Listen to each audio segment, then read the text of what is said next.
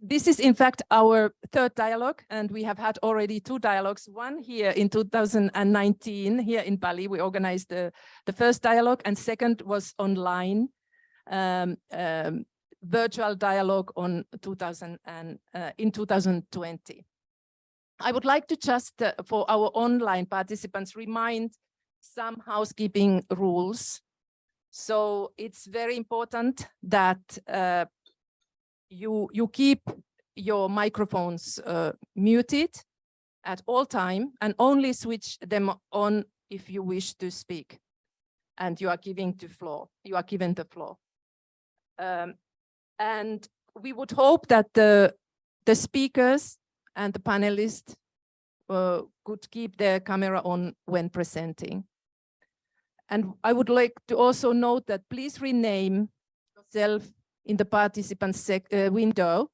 You put your country or organization first, and then your name, last name, first name and last name.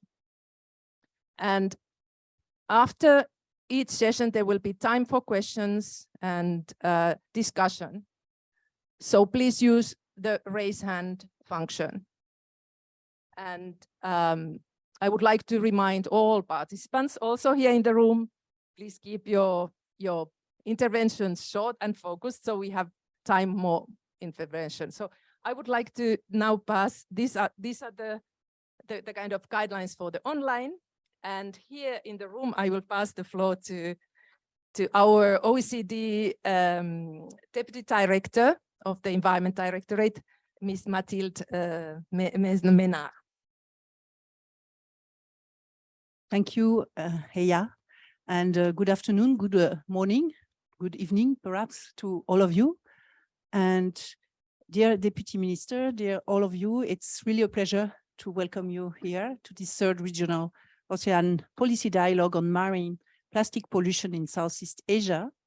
And let me first start by thanking all those who have made this meeting possible, and in particular Indonesia's coordinating Ministry of Maritime Affairs and Investment, as well as the coordinating body on the seas of East Asia, as well as our donors, the governments of Australia and the Netherlands. We are all here today because a healthy ocean is central to the future welfare and prosperity of humankind. And not only does it play an essential role in mitigating carbon emissions and in generating oxygen that we all need to breathe on Earth, but the ocean also nurtures rich biodiverse habitats and provides invaluable ecosystem services. In addition, the ocean economy holds many opportunities for economic growth and the potential to support livelihoods. Yet, the science is very clear. The ocean is facing unprecedented pressures from human activities, and the transition to a sustainable ocean economy is therefore very urgent. Global plastics production has grown relentlessly in recent decades, even outpacing economic growth by almost 40% in 2019, for example. At the same time, the life cycle of current plastics here is far from being circular, very far from that, making plastic waste a significant environmental concern, including for the ocean. The OECD finds that in 2019 alone, 22 million tons of plastics leaked into the environment, and its total accumulated stock in the ocean already amounts to 30 million tons. So how does this global challenge fit within the regional focus of today's discussion? Southeast Asia, as you all know, probably much better than me, accounts for almost 150,000 kilometers of coastline and hosts 34% of the global coral reefs, as well as 25% of global mangrove forests, which shelter an incredibly rich biodiversity. Yet, the region also accounts for a large share of the total plastic stock in the ocean. More than half of the global top 50 plastic emitting rivers are located in Southeast Asian countries. I understood from my conversations this morning that this number is kind of controversial, but whatever, if it's a little bit less or a little bit more, that means that we do have a problem. So we evidently and almost and above all urgently need practical and innovative solutions to the plastic pollution issue. And the process launched by the UN Intergovernmental Negotiating Committee to develop an international instrument on plastic pollution is an important step in the right direction. But we must ensure we complement global approaches with regionally coordinated processes and responses, starting with Southeast Asia. So today's dialogue has three main objectives. The first one is to discuss the role of data and information in evidence-based policymaking to tackle marine plastic pollution. You will hear more details on the OECD's work on circularity policies for plastics, including findings from the Global Plastic Outlook from my colleague, Shardul Agrabola. Second, the objective is to promote stronger policy coherence by initiating discussions on local level challenges and initiatives around marine plastic pollution.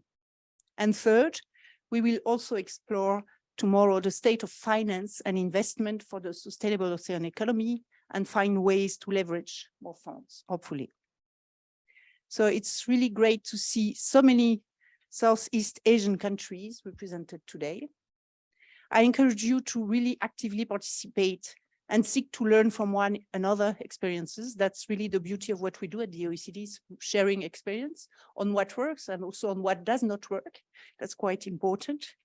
These discussions will inform how our policy guidance work on marine plastic pollution in Southeast Asia will be shaped and we would benefit greatly from your insights and your experience. So I look forward to a very active and open and transparent discussion. And I thank you in advance for that. Okay, thank you, Mathilde.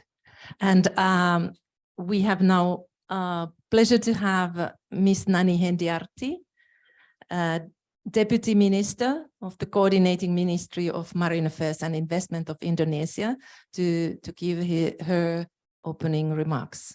Ms. Hendiarti, the floor is yours. Thank you very much. Very good afternoon to everyone, and good morning for those who are joining this workshop online from the Europe at this moment. So, Honorable Ms. Mathilde, Ms. Nard, Deputy Director from the OECD, and Ms. Susan Gertner, Director from UNEP, and also distinguished participant representative from the governments of Indonesia, Cambodia, Laos, PDR, Malaysia, Thailand, Vietnam, OECD, and COPC that are joining in person the meeting in Bali, and also those are joining online. Very happy. So welcome to the third regional ocean policy dialogue on the marine plastic pollution in the Southeast Asia. I wish everyone for good health. First, let me express my regret for not being able to be present in person in Bali as previously planned due to a sudden conflict agenda that I cannot avoid. We are very happy to be co-hosting this event together with the OECD, COPC, and UNEP, with the support from the ASEAN Secretariat that is very important and timely, since the issue of marine plastic pollution has now become a global concern which need to be tackled jointly among countries. Distinguished participants, I would like also to highlight that the marine plastic litter is now acknowledged as one of the top stressors on the marine and coastal environments. The impact of the marine plastic pollution is significant and wide-ranging. Plastic waste can harm marine wildlife and also release harmful chemicals into the environment and disrupt ecosystem. In some cases, plastic pollution has shown substantial direct negative impact on the marine biodiversity, its ecosystem services to the society and also the economy. In 2016, the World Economic Forum predicted that by 2050, there would be more ocean plastic waste than fish population without effective strategies and policy interventions. Unfortunately, the use of the plastic product seems almost unavoidable, given the fact that plastic is the most widely used material in humans' everyday life. However, the main challenge is how we can reduce the use of the unnecessary plastics product and prevent plastic waste leakage into the environment without a proper management. Marine plastic pollution is an issue that too big to handle by a country alone. All parties in the countries need to participate in its mitigation effort. It is also a transboundary issue. One country has successfully effort to mitigate will not stop it from the engulfing other countries. So then all countries must contribute to mitigating the plastic pollution from the ocean that binds us together. Given those facts, as a follow-up, the UNEA 5.2 resolution toward ending plastic pollution, including in marine ecosystem, that just issued last year. In the next few years, an international framework that is legally binding will be established.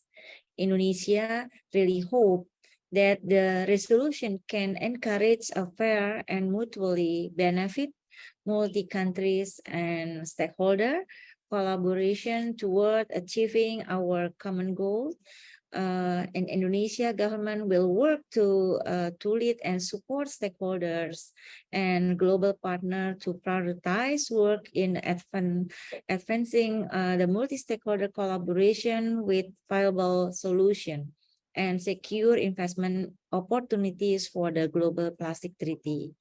Ladies and gentlemen, as an archipelagic country with a large population and growing economy, it is inevitable of the increase in the waste generation over the years, where some of it leakage into the marine environment. For this reason, the government of Indonesia has placed the issue of the waste management and handling marine plastic debris as one of the national priorities.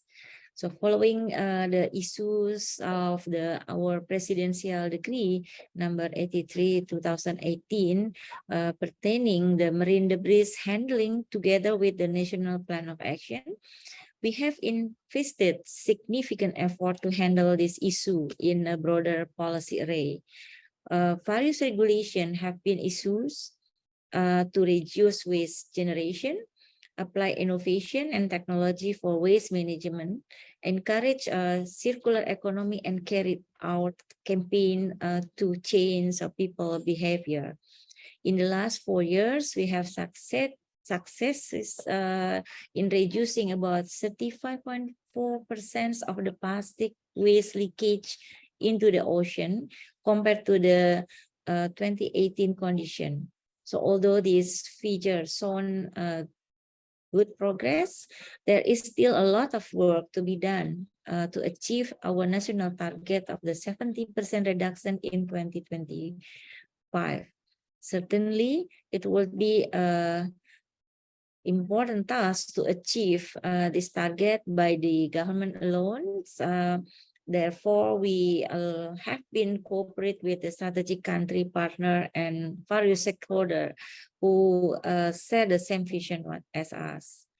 So at the G20 Indonesia presidency last year, we have successfully initiated the formation of the global blended finance. So this initiative is aimed respond to the challenge of the unlocking more investment in the climate and SDGs financing, including to tackle plastic pollution issue.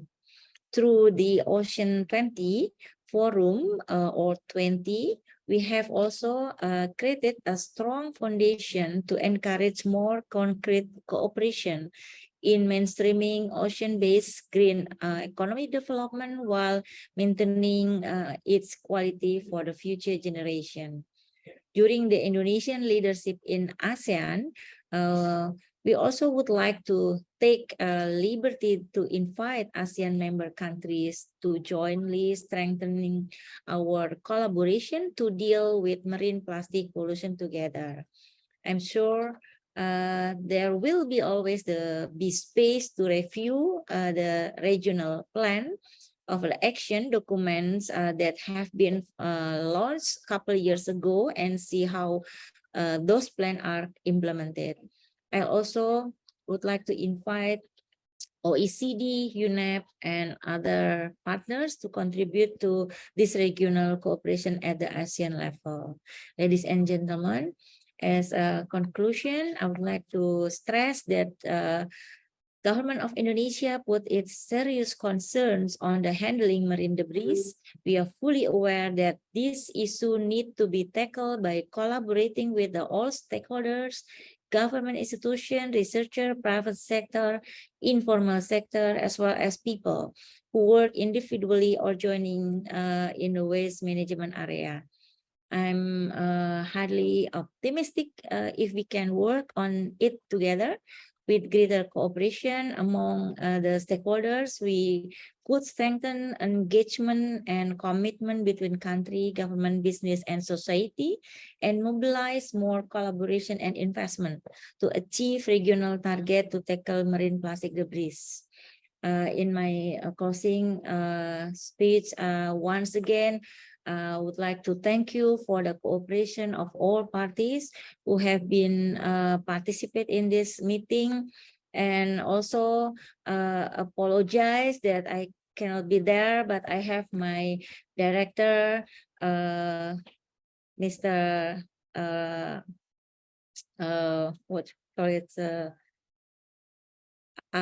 Mas Rofi Al-Hanif.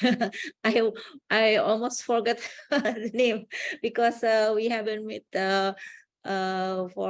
he just arrived from the Denmark also for the circular economy. So, but I believe I think Mr. Rofi or Pak Rofi can have also more discussion and then that we can have such kind of the planning for the follow-up after this meeting. So I hope it will come up also, I'm sure it will come up with the fruitful results. And I also would like to mention that don't forget to take a bit your time to enjoy beauty Bali Island, because I always also happy actually and also would like to go to Bali, even already like many times going to Bali for different purposes. So again, thank you so much for everyone and hope to see you in the next event. Thank you.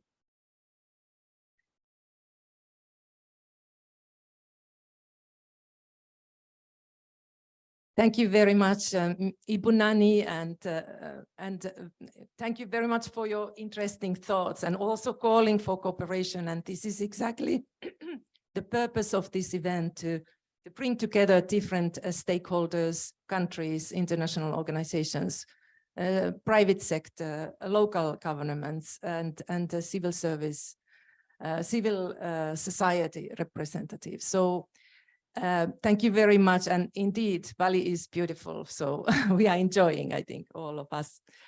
So now the next speaker is Ms. Susan Gardner, Director, Ecosystems Division of United Nations Environment Program. And Ms. Gardner will join online. Welcome, and the floor is yours. Thank you very much, Excellencies, friends, good afternoon. I wish very much to be there with you in beautiful Bali, but I am delighted to join you here today virtually from Nairobi to share some remarks and reflections about the plastics crisis And I'll align my remarks with the very substantive comments that we've heard already from the Deputy Director and the Deputy Minister. For too long, we've seen a one-sided perspective that points to the effects from the East on the plastic pollution crisis, a crisis that countries in the East have suffered in their waterways and their oceans and their beaches, as the Deputy Minister has pointed out so well. It's not just unpleasant to see, it's damaging to entire industries, from tourism to fisheries to shipping. It pollutes our very bodies. And numerous data sources have identified the Southeast Asia as a top polluter and producer of plastics for the global market, yet Southeast Asia is now demonstrating to the world a model of leadership and political will to drive action. So today I stand in solidarity with you, recognizing that marine plastic pollution respects no boundaries, respects no borders. It is a trans-boundary, cross-sectoral challenge that requires coordinated action across countries, all levels of governance, stakeholders, including the private sector. And today there should be no pointing to one solution or one culprit.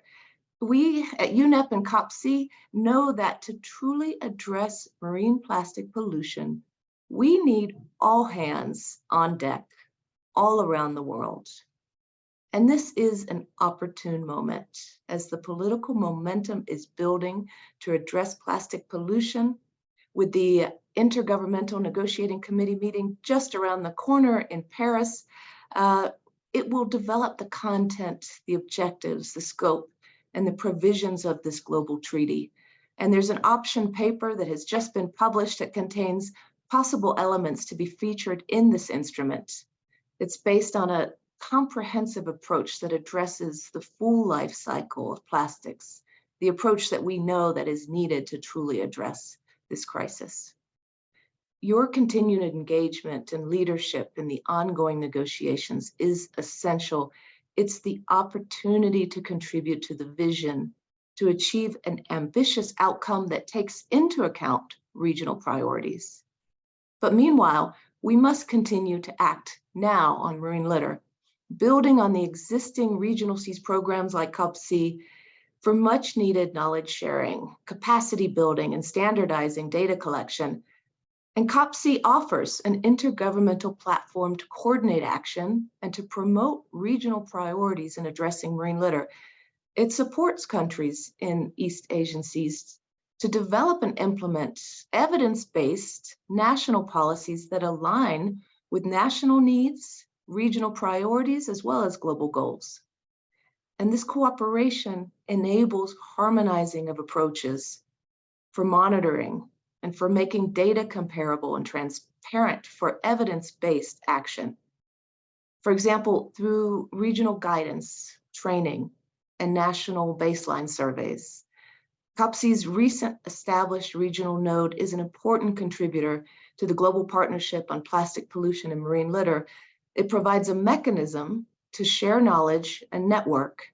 It provides access to policies, capacity building, various resources, good practices, and a research database for this specific region.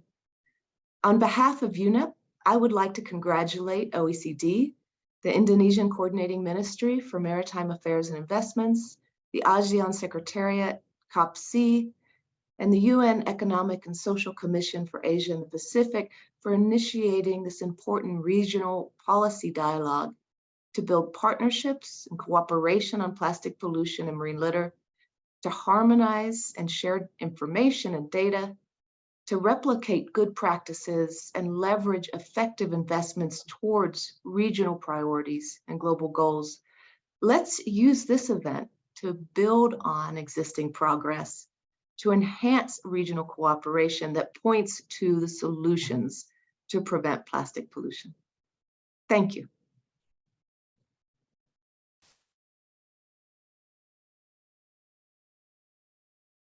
Thank you very much, Ms. Gardner. And we now turned to the presentation on OECD 2022 Global Plastics Outlook. We have Mr. Shardul Akbarala making a short brief presentation on this flagship publication of OECD. Shadu, the floor is yours.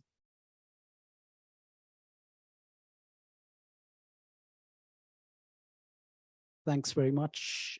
Yeah, I'm just trying to, sorry.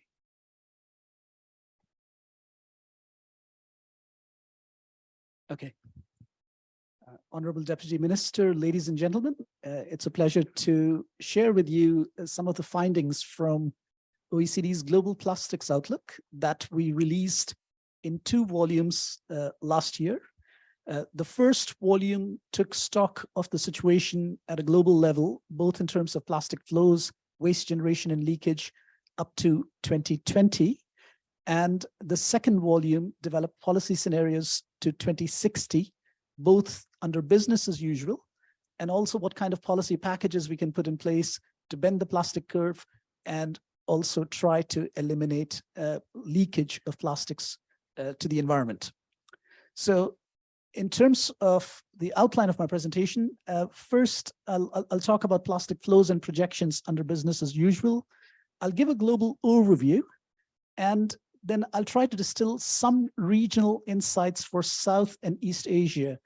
We didn't have too much disaggregation of this region as part of the global outlook exercise, but there are nevertheless some key findings which are relevant, which I'd like to share with you.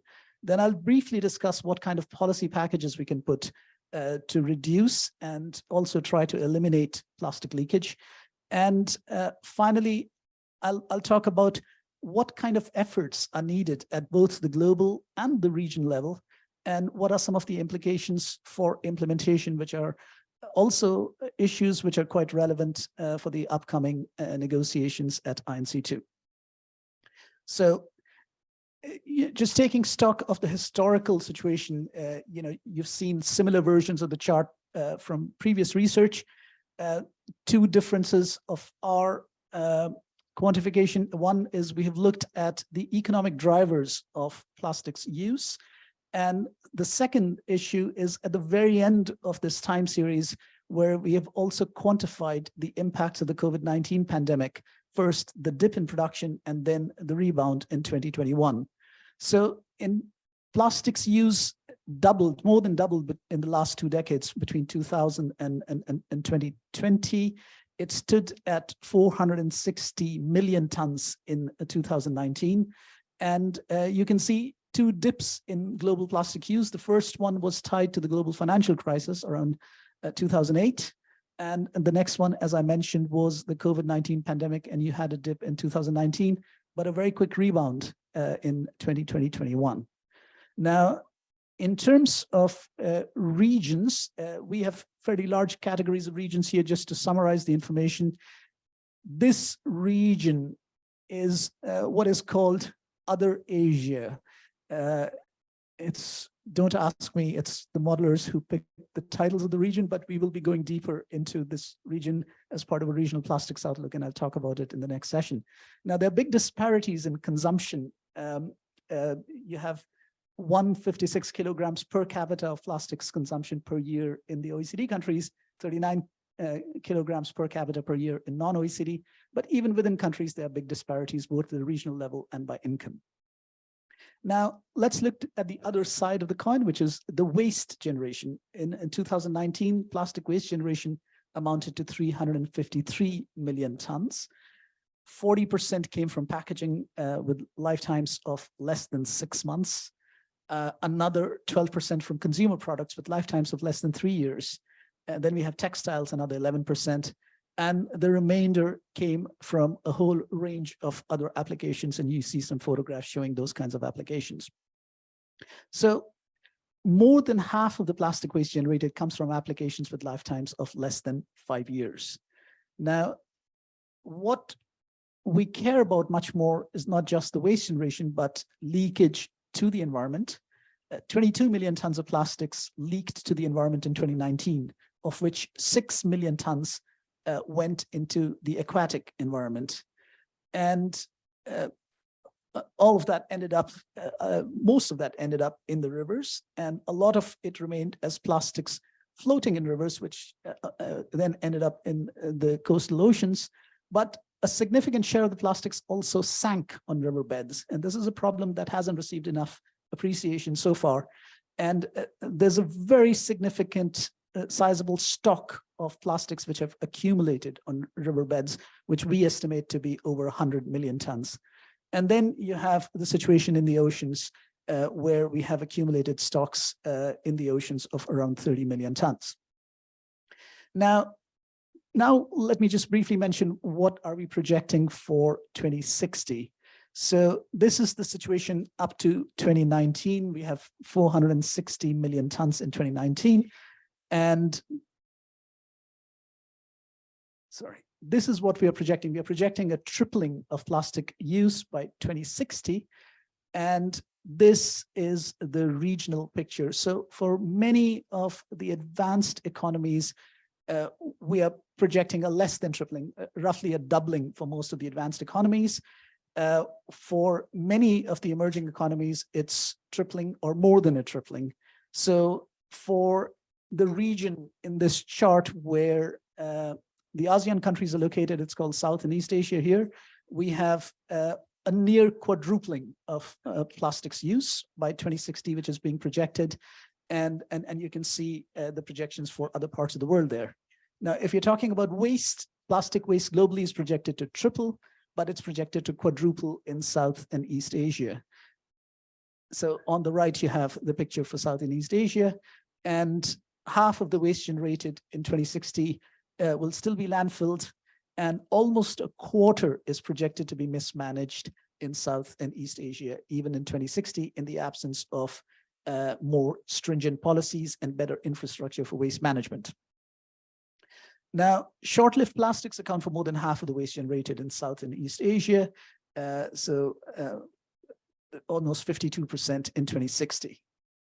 Now, the bulk of leakage occurs in non-OECD countries.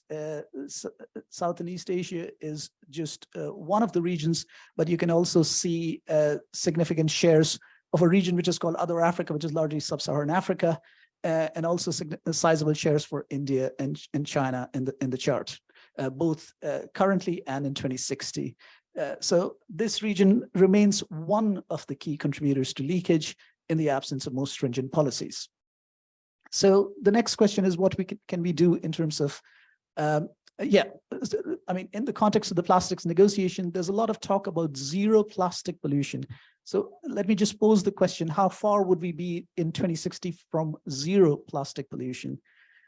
And the answer is it depends how you define plastic pollution. If you're talking about leakage to the environment, which includes both aquatic systems, but also the terrestrial environment, in 2060, under business as usual, we'll be leaking 44 million tons of plastic per year. But there's a lot more to it. We'll have mismanagement of plastics in dump sites and open pit burning, 115 million tons per year.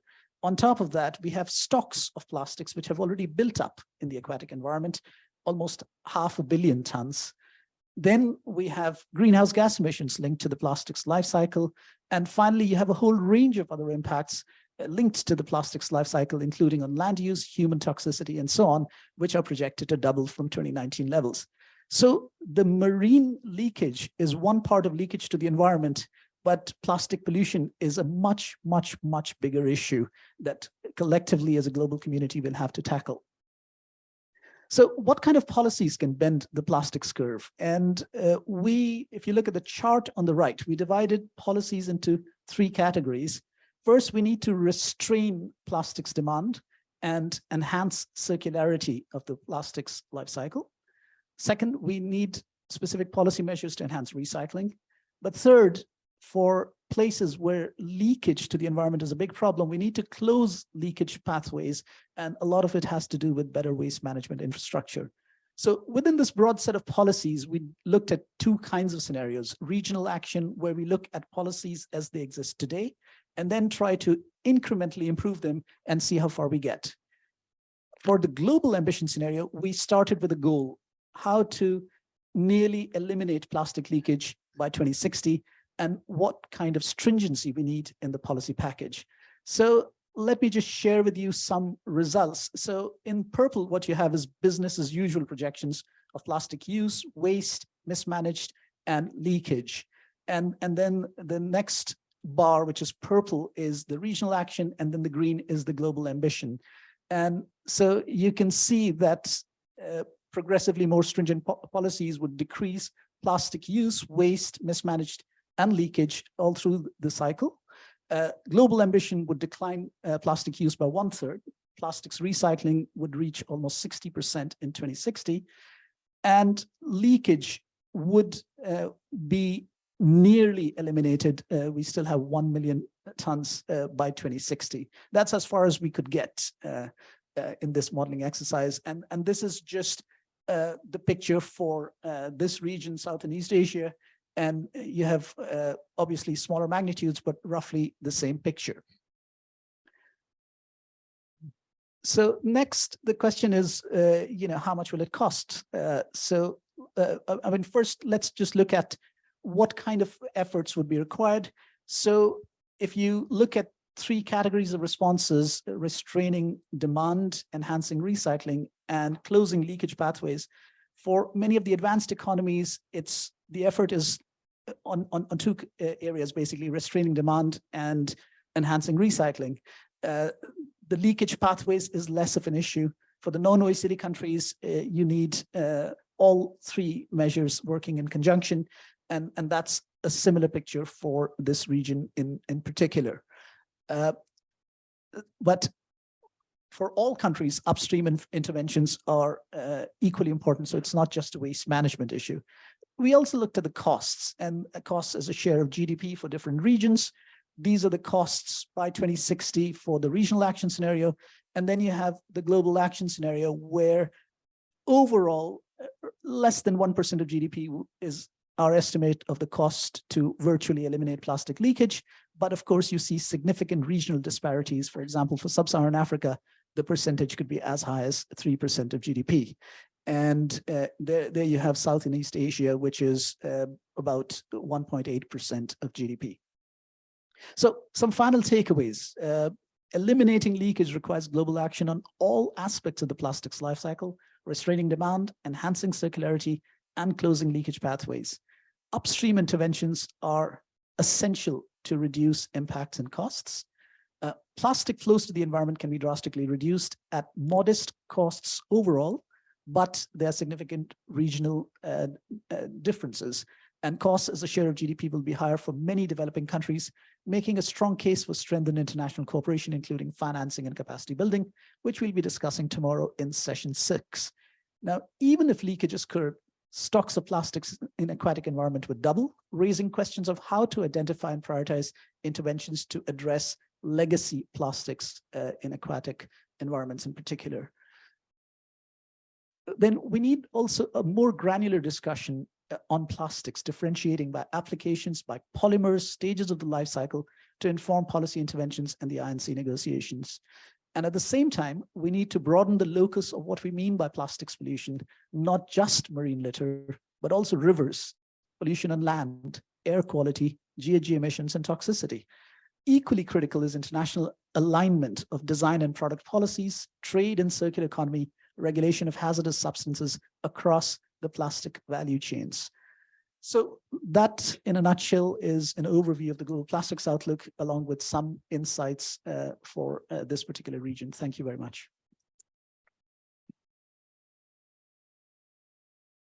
Thank you very much, Shardul. And I think what we wanted to suggest here is to take a quick screenshot of our online participants. Also, I have taken pictures, photos here in the room, but we would like them. So if you could put on your cameras, especially all of you who are there, we can take a quick screenshot of all of you. And I hope all the participants are still there. We are waiting for all of them to come on. Nice to see all the faces.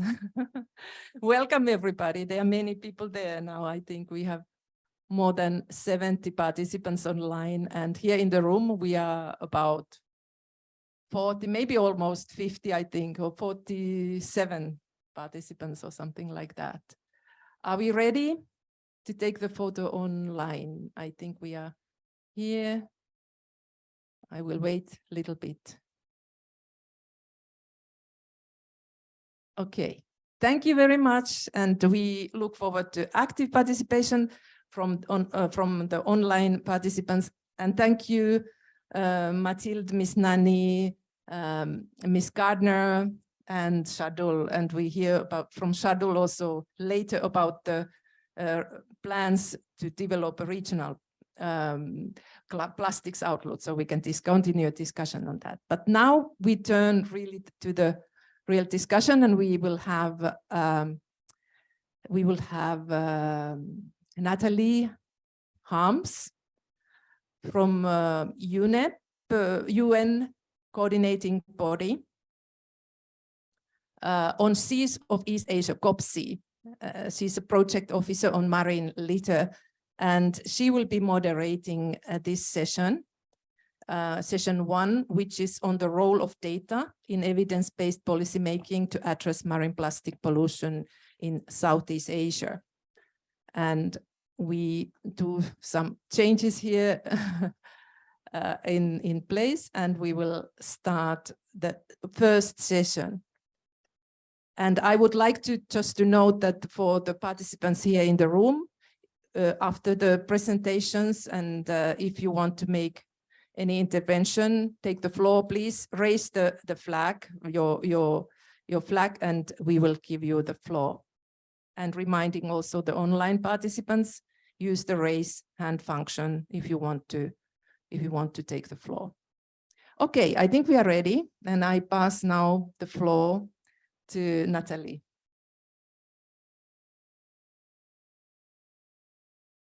Thank you very much, Aya.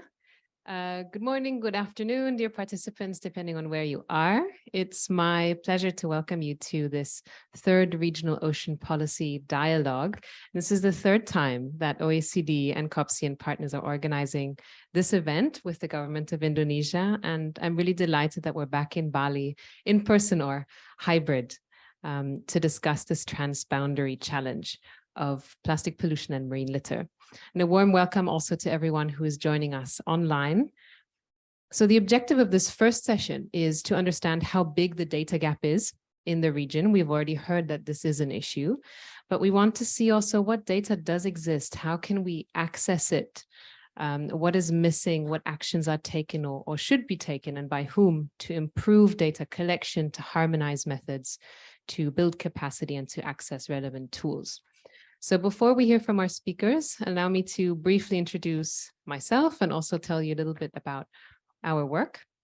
My name is Natalie. I lead the marine litter and plastic pollution work in the Secretariat of the Coordinating Body on the Seas of East Asia, or COPSEA. COPSEA is an intergovernmental body with 9 participating countries in Southeast and East Asia. It's one of 18 regional seas programs, 7 of which are administered by the United Nations Environment Programme. And we are located in Bangkok and hosted by Thailand there. In 2019, COPSEA countries adopted a regional action plan on marine litter, or RAPMALI, to collectively address plastic pollution from land-based as well as sea-based sources, but also to monitor sources, flows, and impacts of marine litter in a harmonized way, and to foster regional coordination, to build capacity, to share knowledge.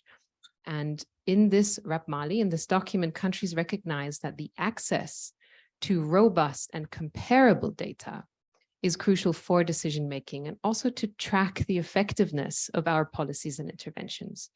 And currently, data collection and its management is very fragmented in the region. So there is data. We do have data also from academia, for instance, but it might not be reaching policymakers and decision makers. Many different government agencies, civil society and academia, a multitude of development partners are collecting data, but in a very decentralized way, often quite ad hoc, and using very different methodologies and indicators. And different publications, we heard a few already earlier, they routinely point the finger at this region as one of the biggest polluters in the world. But these studies are often based on very limited data and estimates, and they rarely use any on-the-ground evidence. So let us also not forget that the way that we interpret data and the story that it tells has very great influence on the actions that we take. So to address this issue, COPSI countries adopted regional guidance on harmonizing national marine litter monitoring programs in 2021. And the aim here is really to strengthen and to harmonize marine litter monitoring efforts. It doesn't mean that we need to standardize. It doesn't mean that everybody needs to do exactly the same thing, but it gives a frame on how to improve the data quality and the comparability of our data based on regional capacities, on global best practices, and on established methods and methodologies.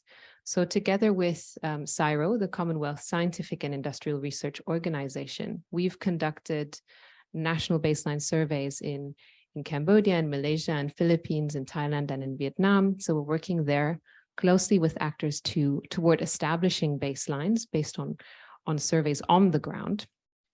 And we've also conducted trainings at regional and at national level to build this capacity on good practice monitoring methods.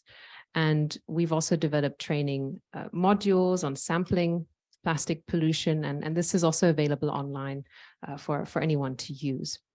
We're working with countries to build national monitoring programs that manage data in a more systematic and representative way, and that can track changes over time, which will also be important not only for tracking national interventions, but also regional priorities. There's many different frameworks that we all work within, but also when we look at an international instrument that is being developed, how can we track progress towards that?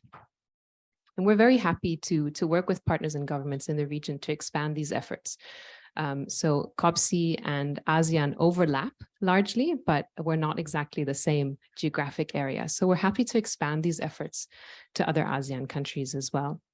And I think importantly, we're also preparing a regional assessment of marine litter that is building on this on-the-ground data so that we can have a document that looks at the real situation on the ground and not only estimates from oversighted publications that always point the finger at this region.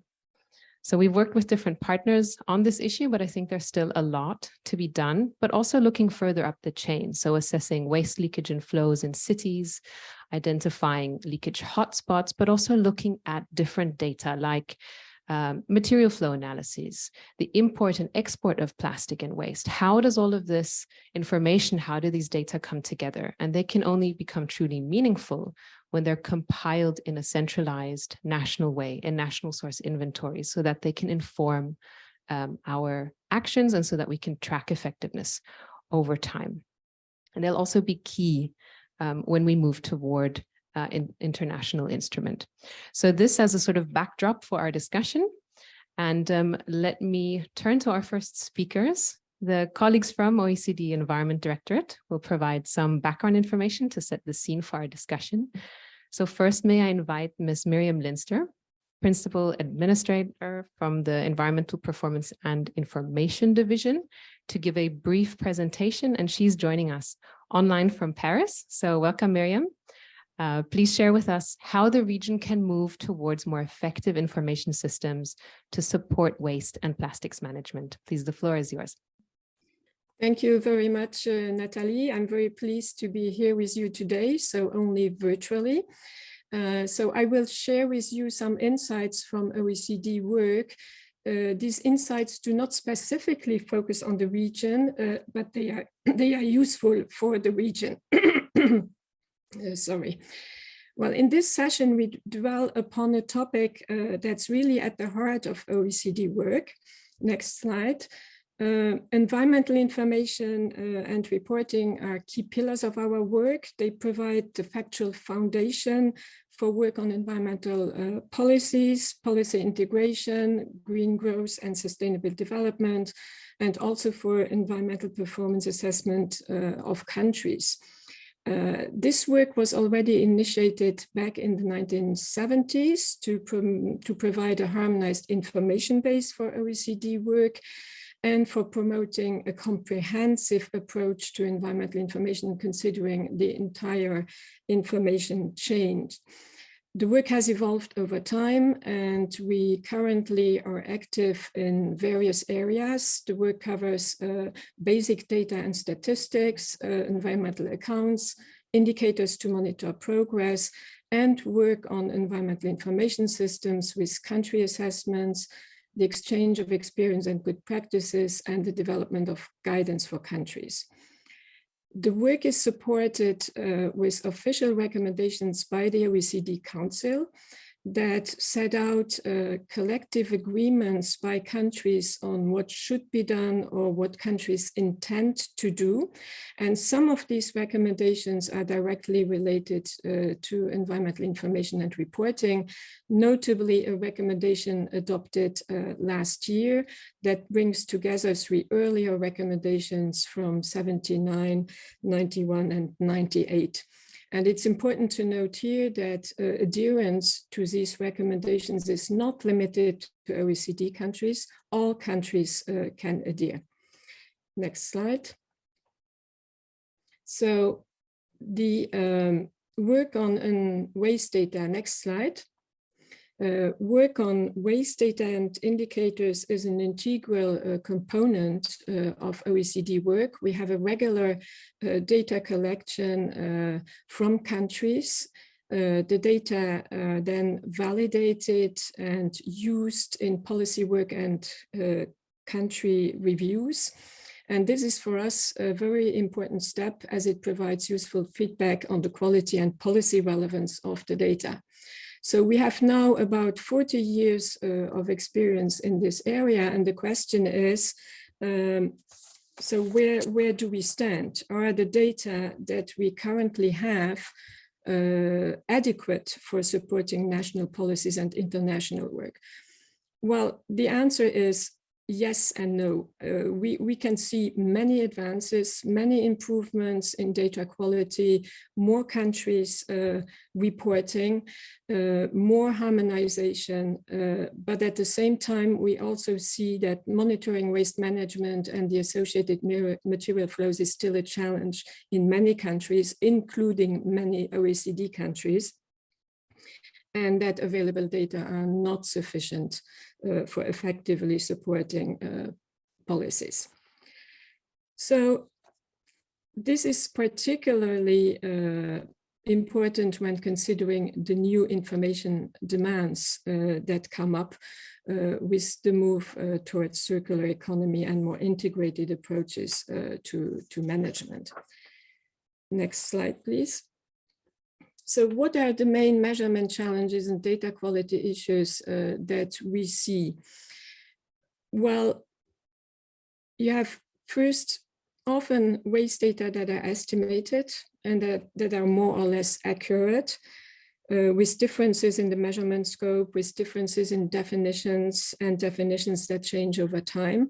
The way waste and waste management are defined in national laws and waste management plans plays a role, of course, as does countries' statistical capacity and the level of development of their own waste management systems.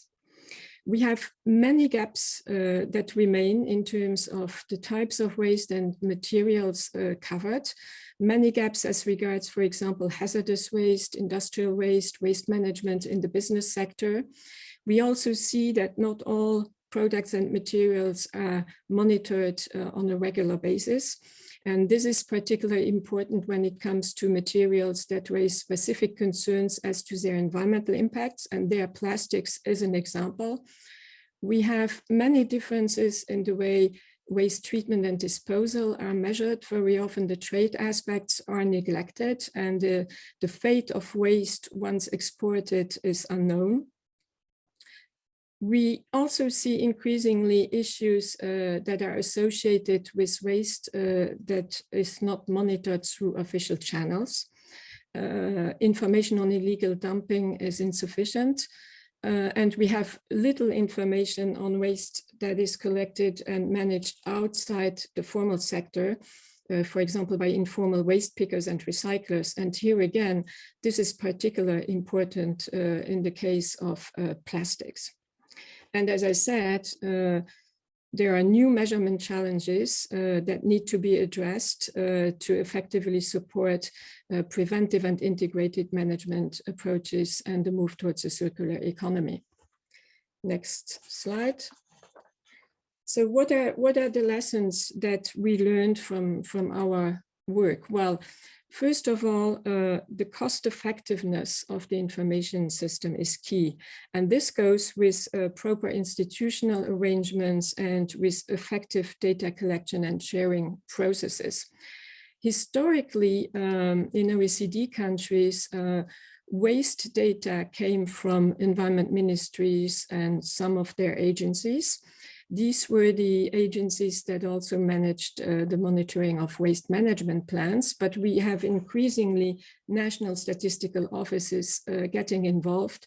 Hence, coordination among these different government agencies is crucial. Coordination is also crucial vertically between the national and the subnational level to ensure that data produced at a municipal level can be fully integrated and harmonized across the country. We also see the importance of the private sector and the particular industry associations as data holders. We see the importance of academia, research institutes, and NGOs in providing data. So an overall coordination and the proper involvement of all the stakeholders is crucial. The data collection processes and the data sharing processes need to be very transparent with proper documentation and validation methods. And I think Nathalie, you mentioned that already, it's important that coherence with international work is ensured so that the data can be used both for national and international purposes and that monitoring is done in a harmonized way. It is also important to ensure continuity and coherence over time so that the effects of policies can be monitored. And this, of course, requires proper and continued funding, and it requires also training and capacity building. Next slide. So what is needed from the experience that we have in OECD countries?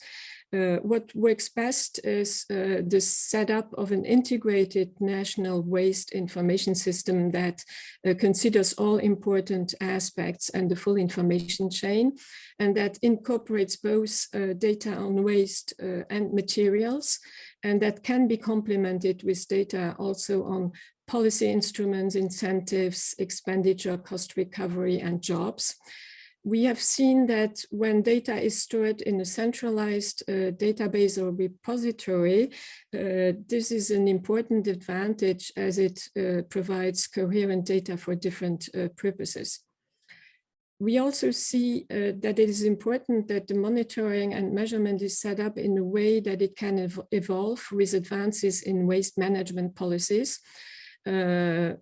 To be able to monitor changes in waste management plans, to integrate changes in waste management with waste separation at source, for example, or the integration of informal activities into the formal waste management system. So it's really important that the integrated information system regularly reviews the national data needs and adapts the information provision. Proper dissemination and communication are crucial, in particular to disseminate the information to the public, citizens, and policymakers. Indicators can play a very important role here. So what is generally advocated is a pragmatic stepwise approach to monitoring that considers country starting position and statistical capacity.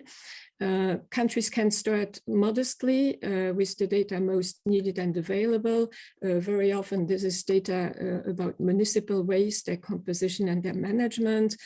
It is important that the plan for a more comprehensive system is integrated from the outset into national plans. And when it comes to monitoring particular waste streams, it is important that there is a regular data collection, but complemented with ad hoc studies, for example, to get also the informal sector on board. Next slide. So what I just described is very general. It applies to waste management in general, but it can equally apply to plastics. Even so, plastics are a special case. The information that is required to monitor plastics and plastics waste goes far beyond what is required under traditional waste management statistics. It requires information covering the full value chain, considering upstream, midstream, and downstream activities, as shown in the OECD Plastics Outlook. And it has to consider also information on leakages at all stages and the pathways in the environment. So this very often requires more than just basic waste management information.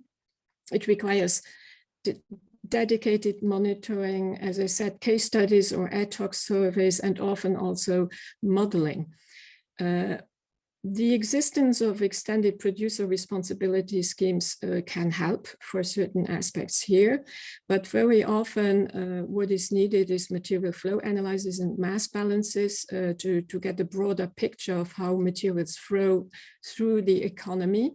Earth observation can play an important role, for example, for tracking plastics pollution. So in general, considering that there is a stepwise approach here required, it requires also practical guidance. In the area of plastics, practical guidance on how to measure, to monitor is still missing, but efforts are underway. We need harmonized methodologies and metrics, and this can be supported by coordinated efforts across different international organizations and programs, and Natalie mentioned some of them. We have also seen in the past that when there is an international agreement on a topic with proper provisions concerning monitoring and reporting, this usually helps advancing the measurement agenda and harmonizing the data reported across countries. So let me stop here and I give the floor back to Natalie for dwelling a little bit more on the region's specificities. Thank you. Thank you so much, Miriam, for this presentation. And if I understand correctly, you'll stay online. So later when we have a discussion, if there's any questions, we can come back to you. But for now, may I invite Mr. Shardul Agrawala, Head of Environment and Economy Integration Division, to tell us a bit more about the planned work on the Regional Plastics Outlook on Southeast Asia. So could you also highlight the data needs for the Outlook and tell us what type of data already exists? Thanks very much, Natalie. So as a follow-up to the Global Plastics Outlook, we are now developing a Regional Plastics Outlook on the ASEAN +3 region. And let me just briefly cover what the data needs and challenges would be. You might recall from my previous presentation, all of the ASEAN countries were in this one large region where I showed you some aggregate results. Now what we're trying to do is disaggregate as many of the countries as possible, both within ASEAN and then of course Japan, Korea, and China as well. So very quickly, what are the key questions we are trying to ask as part of the Regional Plastics Outlook?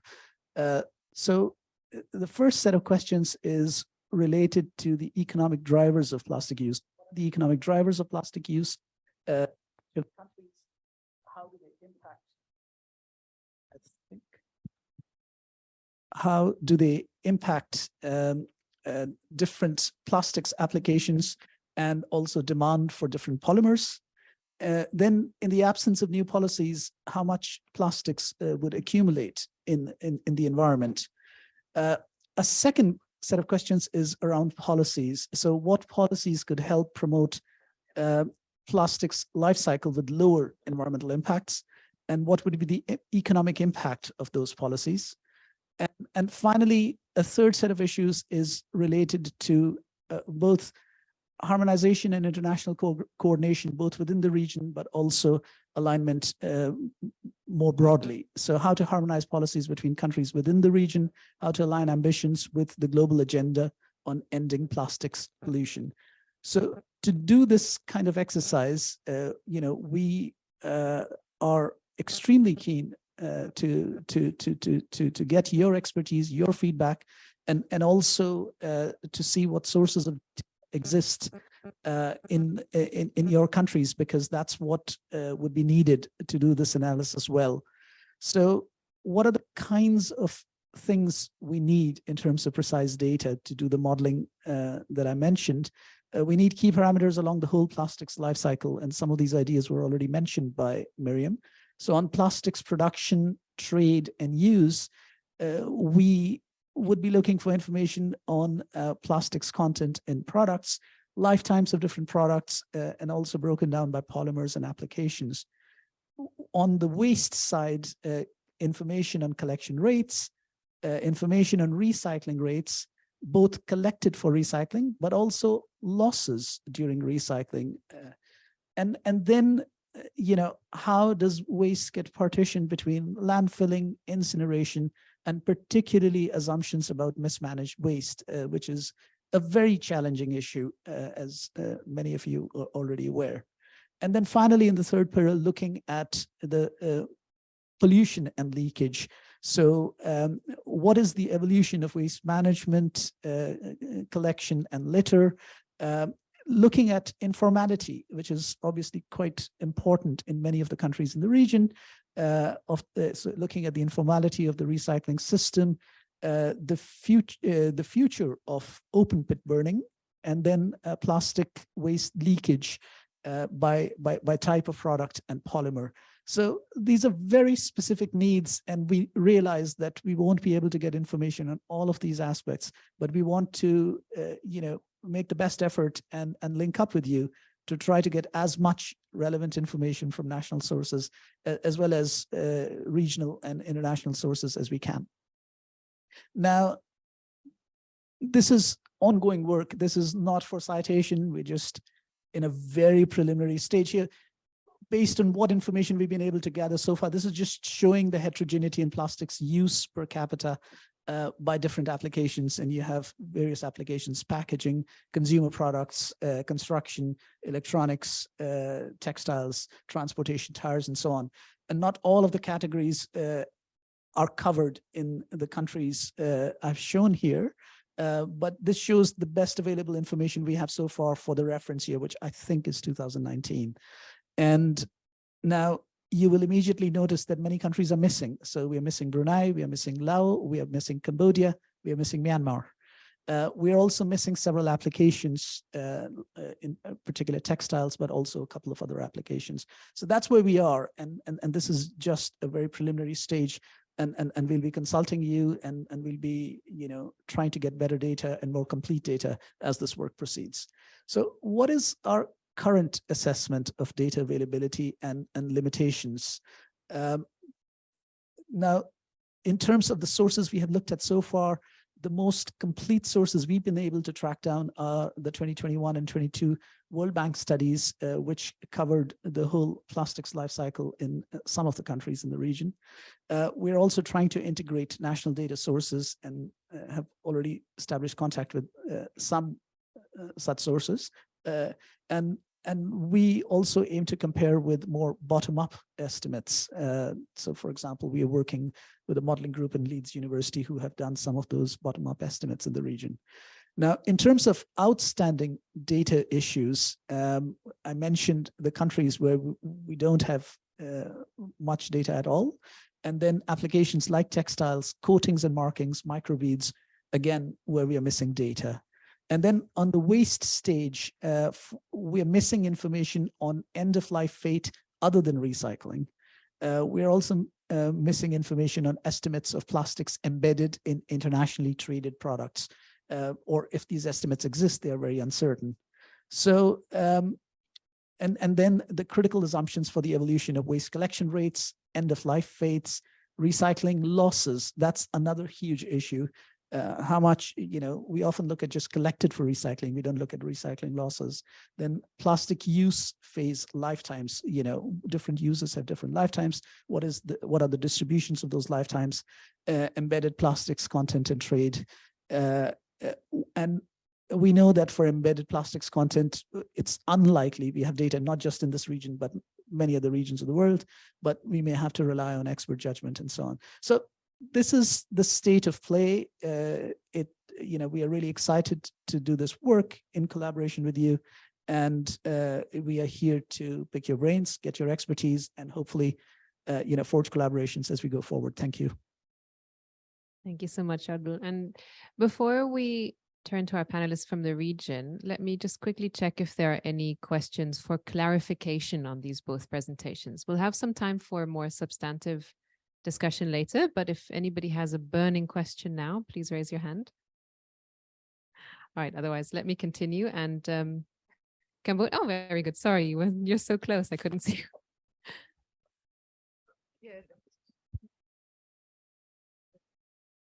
Thank you much, Mr. Sabur Agrawanda, for your wonderful presentations. And so my name is Rasat from Cambodia, and I'm very interested with your final slides regarding this, data, estimations per capita per use. And my question related to how can to avoid bias of information regarding the plastic use.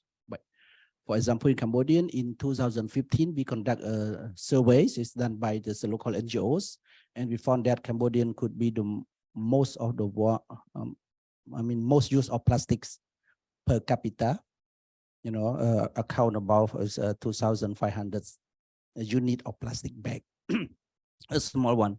But if you're looking at the item or the plastic item, actually is we use a small one, where it can carry less than of, I think, a glass of water, something like that. A small one who carry this sugar cane juice, small can, something like that, and count one plastic bag.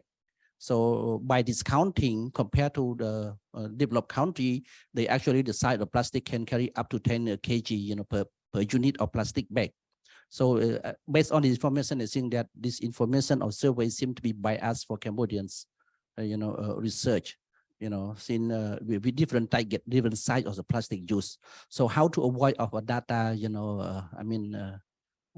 gaps or bias in terms of this unit of the plastic, or can we compare with the size of the plastic or compare to the weight of the plastic generated by per capita per year? That's more comparable, than the use of unit of plastic. Yeah, thank you.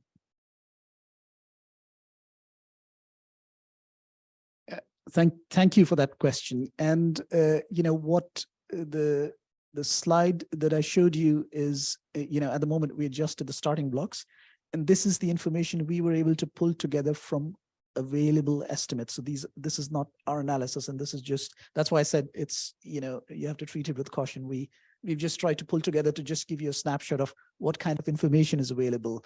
And we haven't, at this stage, looked at what the underlying methodologies are, and also how comparable they are across countries and across different applications. So this is just an appetizer right now.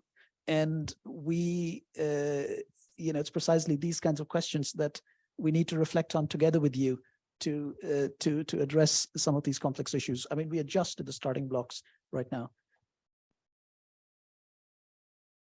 Thank you very much for that question and that explanation. At the moment, there we go. Okay, we're really starting with the discussion. We do have some time for this later as well, but please go ahead, Trinity.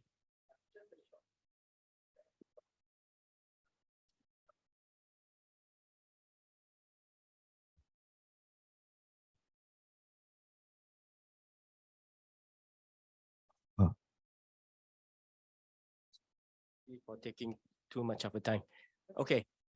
Going back to the parameters or indicators, I think all of us can agree that the current or the prelim parameters or indicators that were explored by the OECD is not sensitive. I think we have that data. But my question, can we further strengthen those parameters and indicators? Because by sponsoring those data, what's in it for us? We need to also be able to highlight the success that we have done so far at national level, sub-national level, in addressing plastic pollution issue. For example, maybe to echo my colleagues from Cambodia, there are certain concrete initiatives that Cambodia, Malaysia, Laos, Philippines, Thailand, Indonesia have done so far. So where can that parameter or indicator can be part in that whole matrix? So in a way, we can show the plastic material flow analysis complemented by the initiative done at national level to balance the gap, gap between production as well as mitigation actions and so on and so forth. So can that be part and parcel of the matrix, or that is fixed? Because you need to harmonize the report anyway at the end of the process.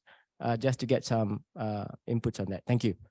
Right. No, thanks for that question. It is not fixed at all. I think in the 3-step framework that I showed, there is a second part which is precisely looking at what kind of policy measures have been put in place. But part of that analysis would be the impact of the policies on either plastic use, waste generation, or leakage. So we need to have closer discussion with the national experts and see what initiatives you've put in place and how would they impact the different stages of the plastic life cycle. That would be quite critical.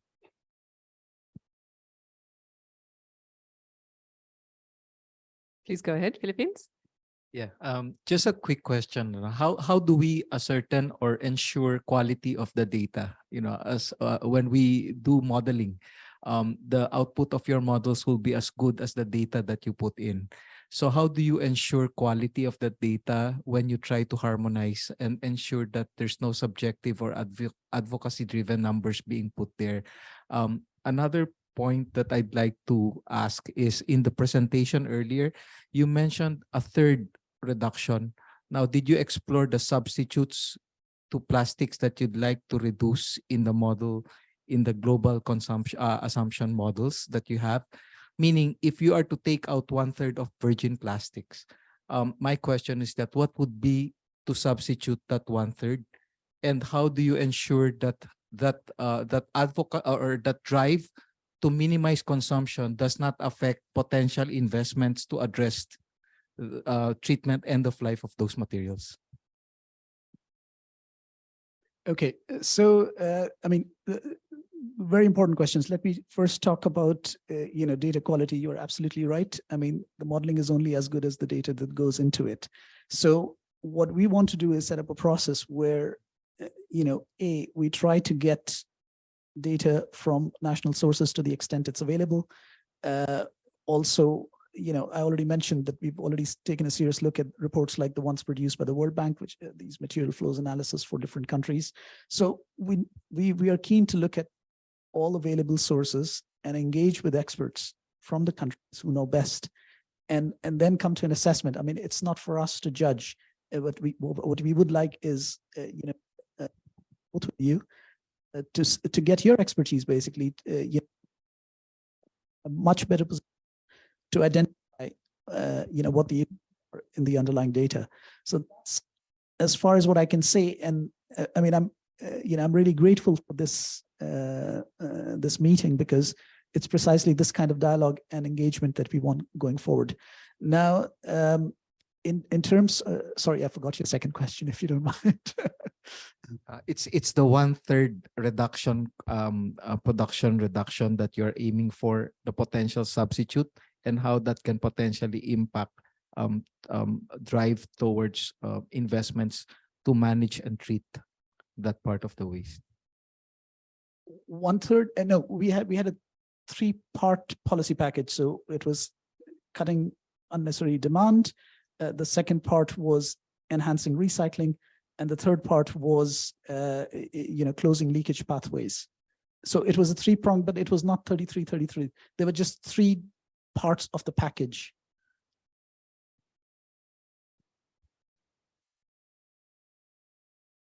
Thanks for that. I'm actually really glad that we're already getting into the discussion. It's no, it shows there's interest, there's appetite to talk about this. So, it's better than crickets in the room. I'm actually very happy about this. We will have time to discuss a bit more in this session, also in the next session. And, Shardul is still here for any breaks where you can bombard him with any questions as well. So this is excellent. Thank you so much. But let us now turn to our panelists, and we've heard from some of them already. We have Mr. Ratsit, Deputy Director General of the General Directorate of Environmental Protection in the Ministry of Environment of Cambodia. We also have Pak Rofi, who we've heard from today, who is the Director of Waste Management of the Coordinating Ministry of Maritime Affairs and Investment in Indonesia. So welcome. We also have, and apologies for if I don't pronounce this correctly, Mr. Sidey Makvile. Okay, close enough. Deputy Head of Environment Policy Division in the Department of Environment of the Ministry of Natural Resources and Environment of Laos. So thank you for joining us. We have, of course, Tan Eddie, Deputy Undersecretary of the Ministry of Natural Resources, Environment and Climate Change in Malaysia, who we've heard from also. We have Kun Wasana, who is an environmentalist at senior professional level in the Pollution Control Department in the Ministry of Natural Resources and Environment in Thailand. We have on this side of the table. And we also have Mr. Yi, who is officer in the Vietnam Ocean Data and Environment Center at the Vietnam Agency for Seas and Islands, I've been told it has been renamed, at the Ministry of Natural Resources and Environment in Vietnam. So also there next to Kun Wasana. Thank you so much for joining us. So to start our first round of discussion, we wanted to give you the opportunity to tell us a little bit about the challenges in your countries in collecting and analyzing data. What steps are you taking to monitor and assess plastic pollution in the environment? What data gaps in plastic waste leakage and waste management do you face? So we've heard, consistency, reliable data is an issue. Please also let us know which agencies are involved at country level. So seeing as we have somewhat limited time for this session, may I ask you to also keep it short, try to stick to 5 minutes, and then we'll have more time for follow-up questions and discussion. Can we start with Mr. Sit from Cambodia, please? Okay, so good afternoon once again. So I'm Ratsit from Cambodia. I would like to share you with these, challenges in, data collection in Cambodia.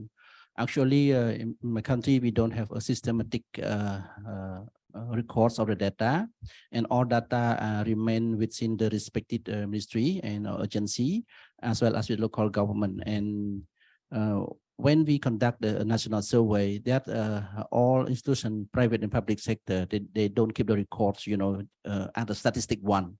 And normally they are on the file, a written paper, and they keep on the shelf. So when we collect the data, they have to go to the shell, and then they try to computerize, and sometimes they miss, recording to the computerize. That is why our data collection is seem to be, difficult for analysis, for policy making process. And also most of data sometimes are on the person who is responsible for that. And when they change this position or change the field of work, then the data gone with them. So we have to follow up those people to make more data. So that is why it's Cambodia is quite challenging. Yeah. So thank you. Thank you for that insight. May I pass on to Lau, please? Good afternoon from the meeting. My name is Sisai from Laos. So the challenge for the data collection for the plastic in Laos, it's like other country. We don't have the data center for the waste management in Laos. We have just only the Assam province. We have the collects the data for the waste data, and the challenge for the collecting, the analyzing and monitoring data for the marine plastic. My country also doesn't have the marine plastic, but we monitoring on the river plastic as well. And the lacks of we don't have the resource and infrastructure for to the monitoring of the data as well. And another challenge from is the insignificant regulation It's like a enforced regulation is quite low in Laos for the enforcement on the waste management and plastic as well. And furthermore, for the public awareness and education, we quite still this is important in Laos. We need to awareness, public awareness to other people to know about more about the plastic waste. Yeah, thank you. Great. Thank you so much for those insights as well. Allow me maybe to continue with Tuan Eddie because he's sitting right next to you before I hand over to Indonesia. Thank you. Again, thank you, Natalie. To answer the first question, I think I would like to focus on two components. One, you might need to hold it a bit closer. I'm sorry. Okay. To answer this question, I would like to focus into two main components. One is the technical challenges, as well as on a more generic challenges. Well, looking at the waste management landscape in Malaysia, similarly to Laos and most of the Southeast Asian countries, we have a fragmented governance system where federal and state level governance, as well as formal and informal sector. All this contributes to fragmentation of data collection. And lack of harmonized methodologies. We heard that particular issue being mentioned by quite a few presenters before us. And this is quite critical, especially in Southeast Asia region. We don't know how to monitor. We don't know what to monitor. We don't know how to evaluate. We don't know to quantify. And we don't know how to assess. Well, theoretically speaking, we know how to do, but we don't have a harmonized definition of things. We don't have harmonized or standardized methodologies. So each and every one of us could fall back to a regional data repository, so to speak. That will contribute to well, non-standardized or unstandardized data collection at national and subnational level, and which then will contribute to lack of baseline data. Well, I don't know what am I going to monitor, what am I going to collect, and I don't know how to use whatever data that I collected to set my baseline. So at the end of the process, Malaysia will have a different set of baseline with the rest of the Southeast Asian countries. And that will contribute to unstandardized the whole reporting, or even the harmonization at the OECD level, or even at the global level.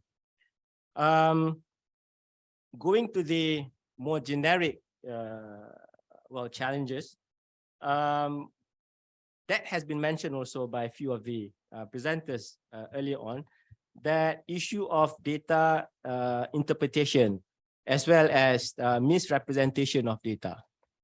However solid the database that we have, if the interpretation and the representation of the data is skewed to blaming or looking at the bad and the ugly side of the data, will not make any sense to the benefits of individual countries.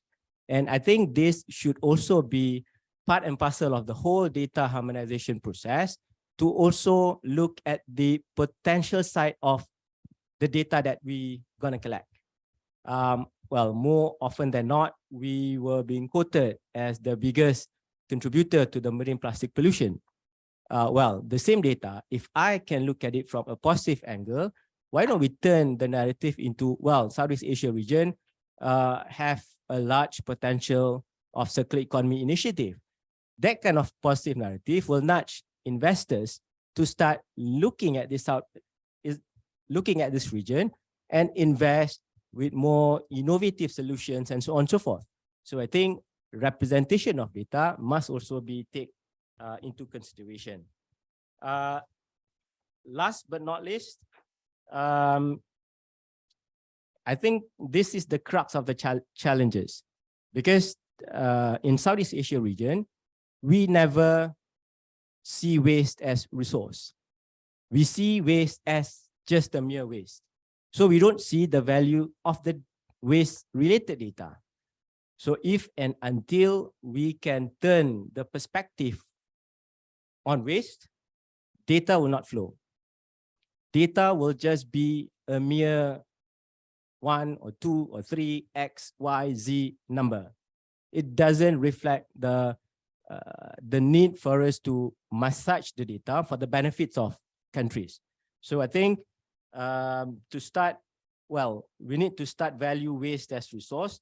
Then only we see the value of related data, which in turn will create better ecosystem for data collection, data monitoring, and so on and so forth. So I stop at that, and I'll pass the floor back to Natalie. Thank you. Thank you so much, Janadi. That's a lot of food for thought, and we'll definitely be able to get into that. For now, can I hand over to Pak Rofi to hear about Indonesia, the challenges you face, data gaps, and what you're doing? Thank you. Thank you, Natalie. Well, I think we have a similar data collection gaps on this issue, but we actually at the national level, especially under the what we call the National Secretariat for Marine Plastic Debris from under the President regulation. So we started to measure the leakage, potential leakage of the marine plastic into the ocean. So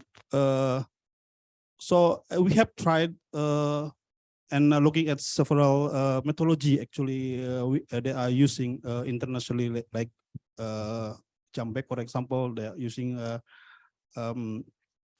more on modeling, and then also we working with the National Scientific Institute.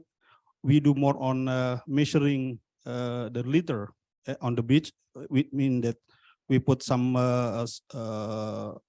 monitoring, in situ monitoring, and calculate how many plastic stranded in there, and there are also some other methodology that using, let's say, from World Bank and also National Plastic Action Partnership.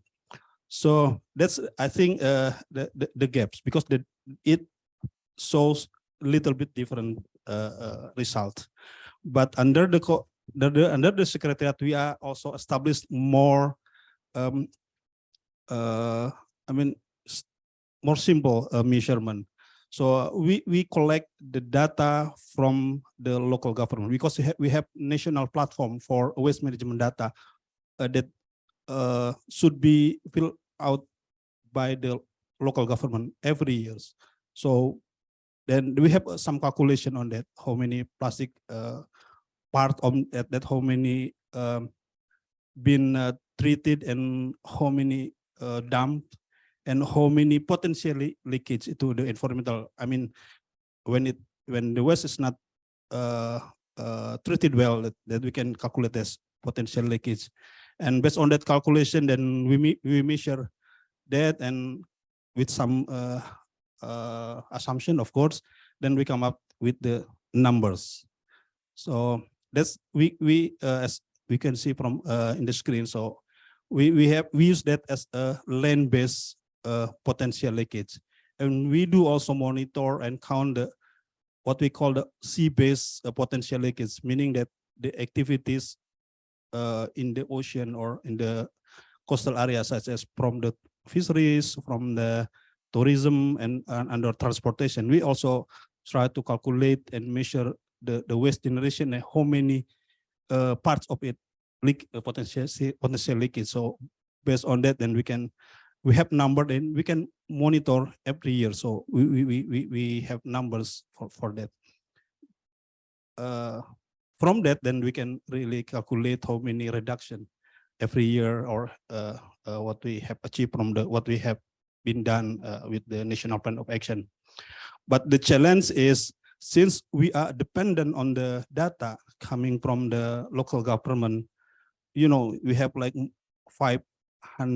more than 500 local government institutions that should fill the national platform So sometimes we need to what you call cure the data or make like to adjust it and to make it more better and standardized. And so that's the challenge. And secondly, the timing, because they sometimes put the data not in the time when we put as a deadline time, for example. So, but we can still use calculation based on the previous year, for example. So with some assumption. And secondly, we still lack on the monitoring on the waste that coming from the marine-based activities, because so far we really work with our line ministries such as Ministry of Forest, Fisheries, to see how many potential leakage, plastic leakage from the aquaculture, for example, from the capture fisheries, for example. But so, we are working on that level, and also with other marine-based activities. So, yeah, that's the challenge we are facing right now. But I think in the future we need also to have more global monitoring system rather than I mean dependent on the data. So I think using AI or satellite observation, so it is I think it's promising. We have done here with our in university in Indonesia, trying to develop algorithm to use the satellite, and it is comparable data with the manual one. So with that, I hope in the future we can use that kind of monitoring system, because we can then cover like the whole Indonesian wide. So in at quite less, I would call less expensive, because we can only like doing some analytic from the available data, satellite data, for example. So I think that's what we are doing now with the data, and also was the challenge we are having right now. Thank you. Thank you so much. Also interesting to hear how you are calculating leakage into the environment versus sampling in the environment. I think these issues of how to calculate the indicators that are being used, we can also get into that in more detail also in the next session, but very interesting information. Let me turn now to Kunwasana from Thailand and ask you to please share, what is Thailand doing? What challenges do you face? What data gaps and needs? Over to you. Thank you, Natalie. My name is Wasana from Pollution Control Department, Thailand. So I would like to share you with the data gap for the plastic marine debris in Thailand. Actually, we in Thailand we have a several department to do about the waste management. Pollution Control Department, or the PCD, we do about the waste management in our country, and we have the Department of Marine and Coastal Resources to respond for the waste, the marine debris information. But from the waste in the whole life cycle of waste management, we don't have any information in the whole life cycle of the plastic waste in Thailand. But we work with the private sector to do the database about the waste management in Thailand, from the production to the consumption and the waste management. But when we collect the data for the waste management is come from the local government. So some kind of the information is maybe is not the same baseline. Maybe it's, as Indonesians said, that in the big city, in the big local government, they can calculate, they can weight the waste. But in the small local government, maybe they don't have any information. They can adjust for the, maybe it's more or less inform the fact. So the information maybe is not in the same baseline. And when we have the waste from the local government, we don't have any information that how many they leakage to the environment, leakage to the freshwater or to the ocean. But for the Department of the Marine and Coastal Resources, or the MCR, they can monitoring the waste in the marine, but we don't have the linkage from the land base to the sea bed. How to calculate the linkage from the waste disposal that will be leakage to the freshwater or the ocean. This is the gap for the Thailand. And as you mentioned about the whole life cycle of the information from the production to the consumption and the waste disposal, we need the primary data from the producer, from the private sector. How many they produce the plastic product, what kind of plastic product that they produce, because many kind of plastic nowadays is really kind of plastic. In the past, we can see the plastic in the 7 types of plastic for the recyclable plastic, 1, 2, 3, 4, 5, 7. But now in the 7 types of the plastic, is the other is many kind of plastic, and we cannot identify what kind of plastic when we see in the ocean or in the sea. In the last course that COPC and the CSIRO is have the training course in Phuket in Thailand. We joined the training course. So we found that the many kind of plastic is different from 10 years. So we don't know this is the plastic or not. Some kind is like a glass, but it's floating. That is the one kind of plastic that we need to encourage the private sector to join with us to do the data collection.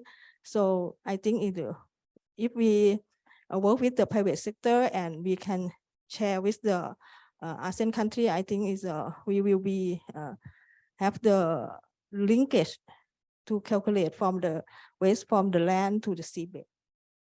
Thank you. Thank you very much. I think some very important gaps that you raised there that other countries face as well. So let me now turn to Vietnam and also hear what the situation is there, the challenges, the gaps, and what you're doing before we open up to a bigger discussion. Go ahead, please. Yeah, good afternoon, everyone. My name is Nguyễn Thu Thủy. Let's call me Thủy. I'm from Vietnam. I'm working for Vietnam Ocean Information and Data Center under the Vietnam Agencies of Seas and Islands of the Ministry of Natural Resources and Environment. And regarding the data, environment data, actually in Monterey we have maintained our national database, environment national database, and for waste management, for marine waste management, or database on the marine and island resources is under management of WASI, and other. We have another data center from the Department of Waste Management that they will management of the data for the, let's say, the land-based waste, and under WASI we management of the sea-based waste. We call it marine plastic waste, for example. And regarding the question about the challenges on the marine waste data, for example, actually currently at national level, we do not have yet a study or report with comprehensive information and data on marine plastic pollution, including the microplastic, everything in Vietnam. And the data of marine plastic waste has not yet integrated in the, actually is not yet integrated in the national database system that we have in now, because there is lack of equipment, facilities, financial resources, and we also lack of consistent methods in investigation, monitoring, and assessment of marine plastic. So the challenge does not come from how to get the data, but also the challenge come from how to use the data for decision making. And although there are many researches and survey programs have been conducted by research institutes, by universities, international organizations, NGOs, etc., have been done in Vietnam that focusing in investigating plastic pollution at coastal areas, estuaries, islands, and many hotspots. Plastic pollution in Vietnam. These studies used various methods, such as method from guidelines from UNEP or from COPSI, as Natalie mentioned before. And of course, there are some adjustments to fit with condition of Vietnam, and even some study to propose to use new technologies such as satellite imaging, drones, everything. But yes, and even applying of citizen science, for example. MONRE now, Ministry of Natural Resources, is elaborating a circular. Actually, we are start with prepare of a circular that providing technical regulation on survey, investigation, analysis, and assessment of marine plastic waste, and try to mapping of current status of marine plastic waste. But this process is still being finalized to integrate the most common, consistent, and appropriate methods for Vietnam's conditions. In the meanwhile, we have been developed a digital platform, we call it Data Lake, to share available information and data on marine plastic pollution among existing studies and information available information resources. However, the development of the specific database of marine plastic with integrating in our national database system is still open. It's an open question. So that's some point from Vietnam. Thank you. Thank you so much for sharing the situation also in Vietnam. So we've heard, I think, some shared challenges and some very relevant issues, I think, for a lot of people here in the room. Can I check if we also have colleagues online from the Philippines and or from Singapore online who would like to come in and share on your experiences and any challenges that you'd like to highlight? Can we have a quick look who is online?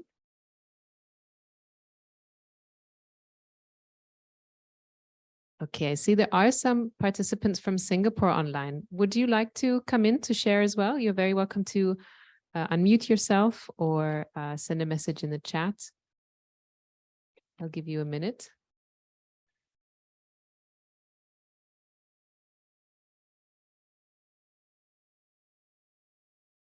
You're also very welcome, of course, to share your experience in the chat anytime, and we can always go back to you. You can raise your hand anytime if you want to come in. So yeah, we do have an eye as well on what is happening online. Please don't hesitate to share with us your thoughts. So with that, I'd also like to open up the discussion a bit to participants that we have here in the room and online, as well as with our panelists. And I'd like to hear, now that we've talked a little bit about some of these challenges and these gaps, what is needed then at national, but also at regional level to harmonize these monitoring and assessment approaches? How can we ensure that this data is more robust, that it's comparable to inform coordinated action. So not only across agencies in countries, but also at regional level. Maybe you can highlight some of the needs that you see in terms of also capacity building or coordinating. How can we move towards better integrating the data that we have and addressing the gaps that are there and harmonizing how we go about it? So I'd like to open this up to everyone, but if any of the panelists want to come in on this first, you're very welcome to. Just let me know if you'd like to speak. And also online, if you're interested to share on this, please don't hesitate to raise your hand or to send a message in the chat, and we'll also have a look. Let me just see if our panelists might still be thinking. In the meantime, Kojima-san from Area, please go ahead. Yeah, thank you very much. My name is Kojima. I think the waste data is very important, but also we need a kind of the put some attention to other kind of leakages or specific kind of the leakage. One of them is in some countries, like in Cambodia and Indonesia, they had a kind of research on the leakage from dump site, landfill site. So we need to understand the possible leakage from the landfill site, leakage of plastics from the landfill site. So we should have a good kind of a wastewater treatment to prevent the leakage of the plastic to the river or ocean from the landfill site. That is one of the example. And the other is kind of the plastics used in the outer space. Like in case of Japan, we had a kind of a capsule of the slow release fertilizer, which are made from plastics. And it's used in the rice field. It's a kind of a fertilizer. The capsule is a plastics. So such kind of plastic are leaked to the river and the ocean in Japan. Or another kind of a research identified the artificial turf is one of the source of the plastics leaked to the environment in Japan. So such kind of the plastics used in the outer space, we should take care. And it's not collected as a waste.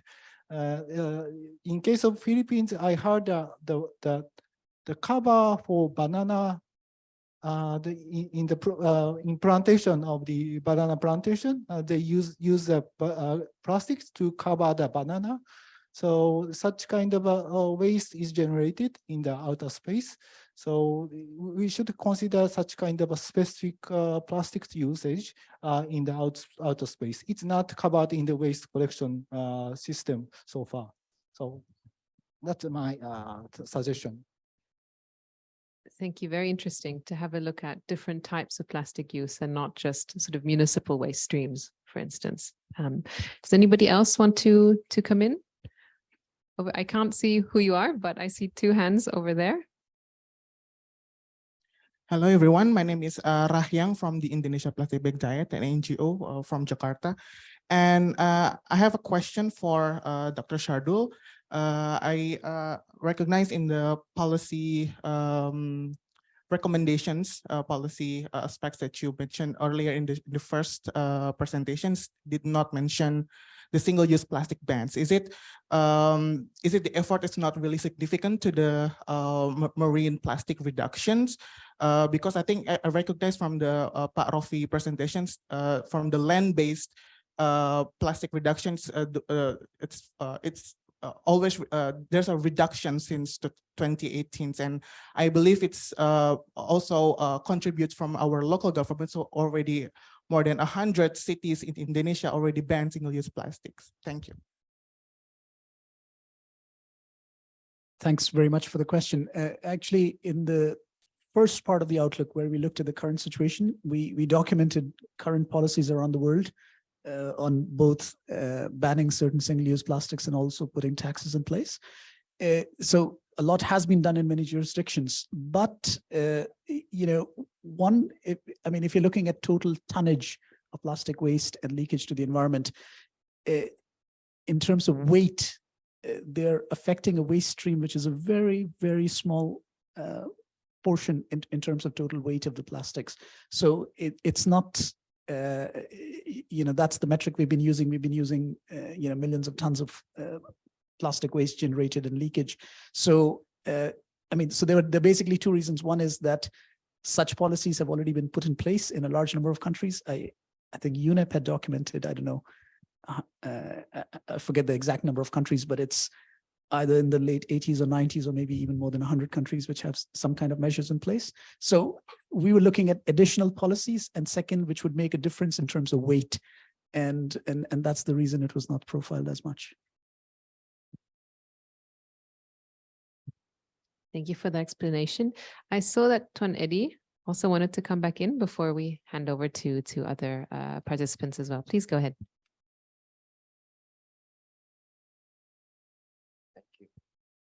This is to share with regards to your second question on what steps are being taken and what is needed to harmonize everything. Well, I would like to share what has been done in Malaysia, and this is also to record our appreciation to especially COPC for the regional guidance on harmonized monitoring and hotspots assessment tool, which we think is a very, very good tool to kickstart the whole process in harmonizing, parameters, data, definition, so on and so forth.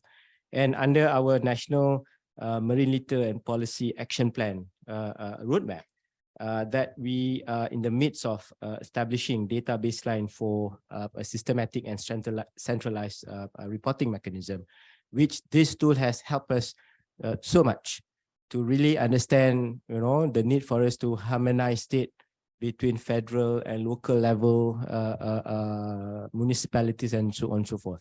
And the other point is that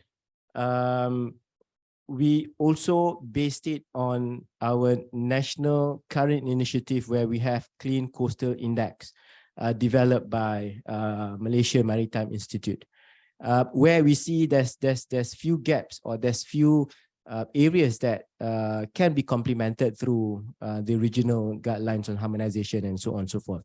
So what I would like to suggest is for us to start looking at this regional guideline, because this regional guideline is for the region, and it has been taken into consideration regional issues, concerns, and so on and so forth. Replicate this and try to formulate at our national level. And Malaysia is ever willing to share our, not to say expertise, but our experience in mobilizing these tools when we did it at national level together with Thailand. And there are a few gaps and concerns that we would like to explore further or discuss further, of course, with the rest of ASEAN member states, so that at the end of the process, we are on the same page with regards to the harmonization methodologies, tools, and so on and so forth. Only that. Thank you.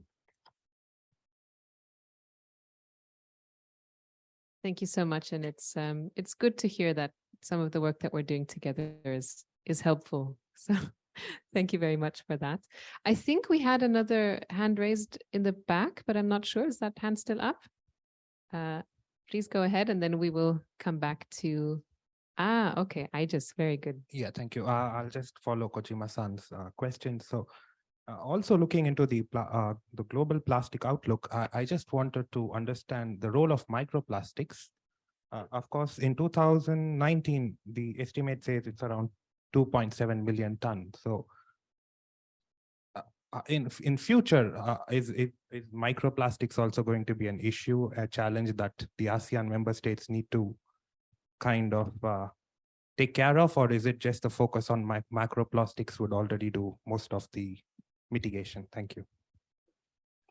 Thanks very much for that question. So in the Global Plastics Outlook, we look at both macro and microplastics. I simplified the presentation to fit the time available. If you look at future trajectories, the trajectories actually, as incomes increase in different countries, are very different for micro and macroplastics.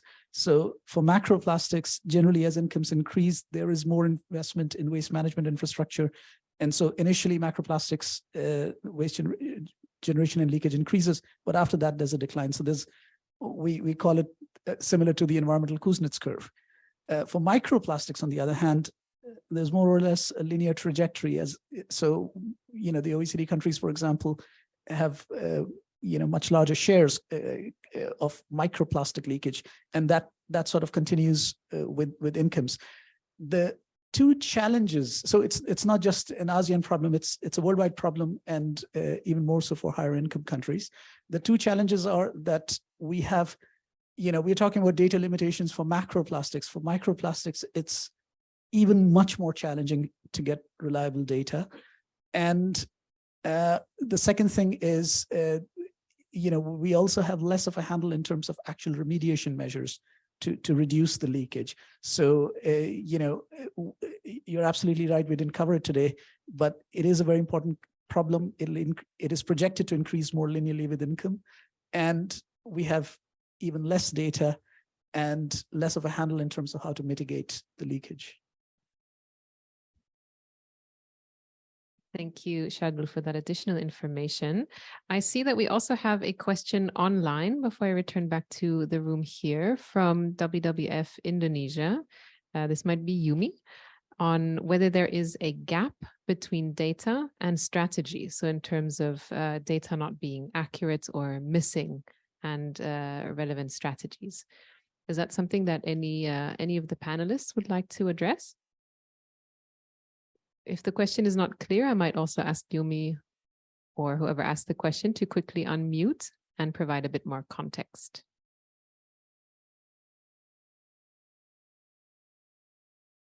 So the colleague from WWF in Indonesia, would you like to come in and elaborate a bit on your question and who you'd like to ask?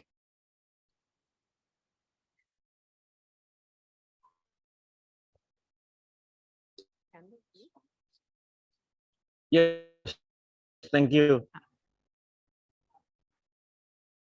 Please go ahead.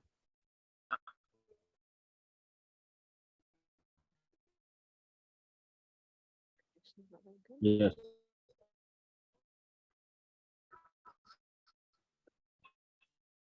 My good is there because of data not but we are and strategy to handling.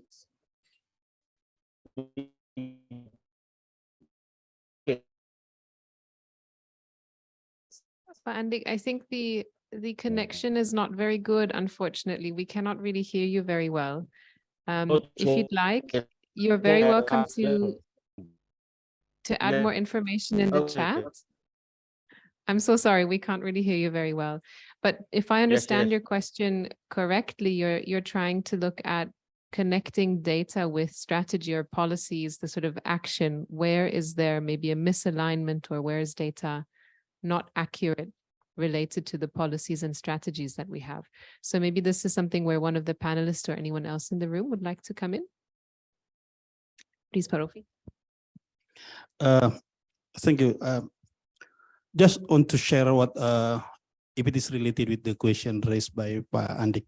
Well, for example, in Indonesia, we have like 5 strategies how to reduce marine debris, but in fact, we cannot really count from any activities that related to the reduction at that time, because the activity is very, very broad, and it can be like direct activities such as cleanup action is really just counted with all the plastic weight. But when we are talking about the campaign, for example, it's hard to measure.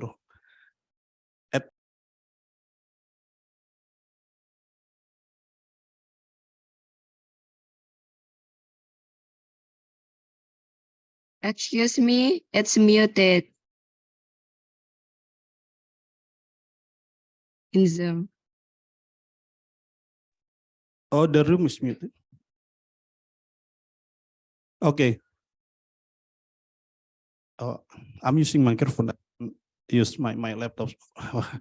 So yeah, so I think that's a challenge. But again, we can do measure at certain point that we can what's called use the another approach, as I mentioned from previous speakers. But I just would like to echo what Pak Edi mentioned about the needs of comparable or on harmonizing data methodology and data at the national and also at regional and global, because it is important to especially when we are talking about the UNIA resolution that globally we need to take a look at the country's contribution to the reduction of marine plastic pollution, and without that we cannot really measure contribution from each countries. So I agree also if we can start to discuss some methodologies that if it is really established, we can share and we can do like capacity building on this, and we can try. Probably we can also share some other insight. Let's say, as I mentioned before, we have trying more simple methodologies how to measure the leakage, for example. And also we can also try to use more technological things like satellite monitoring. So I think that's probably more acceptable because we will use the similar technology and can compare to other dependent on the what's called the algorithm we are using, but basically we will have the quite similar data. And so especially when we are talking later on when working on at the regional level, since this marine plastic debris is transboundary in nature, so if we don't have the similar measurement, it's hard to really work it together. Let's say Indonesia and Malaysia, how we share the plastic pollution in the ocean, for example, if we don't have the comparable data. And so that's why, as I also echoing what Ibu Nani mentioned this morning, on her speech, that we need to strengthen our collaboration in this region. So I think it is important as a basic start. We can also talking about this data measurement and also parameters and so forth. So otherwise we can work in things, but we cannot measure really or evaluate ourselves on how far we work on this. Thank you. Thank you so much also for relating back to the global level. We'll have an opportunity in the next session as well to talk about the relevance of data towards developing, but then also monitoring progress and implementing a potential global agreement. So thank you for that. I did see that we had one more hand over here from Chris Lau, and after that I might wrap up this session because I see everyone is getting a little bit tired, so we can stretch our legs soon. Yeah, thank you. Just wanted to share that in the Philippines, yes, the quality of data or putting data together is always a challenge. So what we did actually in the Philippines through the National Solid Waste Management Commission is to develop a waste analysis guideline where you break down now the different materials that are there so that it can be easily identified. The objective of that is that when the report comes to us in the national level, we would understand, or everybody's saying the right language. You know, you might call this candy and others might call it something else. So it's basically harmonizing the basic information that you have on the ground. We'd be willing to share the waste analysis characterization study that we have. No? That's bottom up. It was mentioned by our colleagues from Thailand about getting data from top down, from the supply side. Good luck, because I come from industry. Nobody's going to give you that data. No, it's not that industry does not want to give that data, because industry does not have that data in the first place. So these are some of the challenges. And lastly, on the discussions on harmonizing at national levels, there are a lot of different stock-taking activities on the ground right now. What I would like to suggest for consideration is for us to, as early as now, say how the available data done by different groups can be interlinked and fed into a national data that we are trying to work on at the regional level. I guess it might take time for us to agree that this is the approach that we want. No, well, if some countries would agree to take that first step, that would be great. But then what's next is that whatever is available data done by different groups, there are many groups doing stock taking as it is right now. How can we now take those numbers and feed it into the system so that everybody's on board? Thank you. Thank you very much also for offering to share from your experience and making some suggestions. So with that, I know that, you know, there's still a lot of interest in discussion, but we do still have more time also in other sessions. So allow me to briefly wrap up what we have discussed here already. So we heard from colleagues from OECD. I think it's very interesting to be able to share good practices and progress made also from countries outside of this region and see how we can learn from that. And we saw that some progress is made, but there's still need for further harmonization of approaches. And we've also heard on the plans for a regional plastics outlook. And there, thank you to all of you for your inputs and the issues that you've raised. And from what I understand, this will really be a process where OECD will connect with countries and with experts to make sure that the data that is used there is not biased, that it's appropriate, and that it is as comprehensive as possible. So thank you very much for your inputs. From our panel, we heard that there's many different challenges and gaps in the region, including that there is some fragmentation within countries, different agencies involved. There's rarely a sort of central data management system. So there may be data in different places, for instance, local governments and municipalities collecting waste management data, but it might not connect with other data, or it might not be sort of input into one national system that can inform or track progress over time.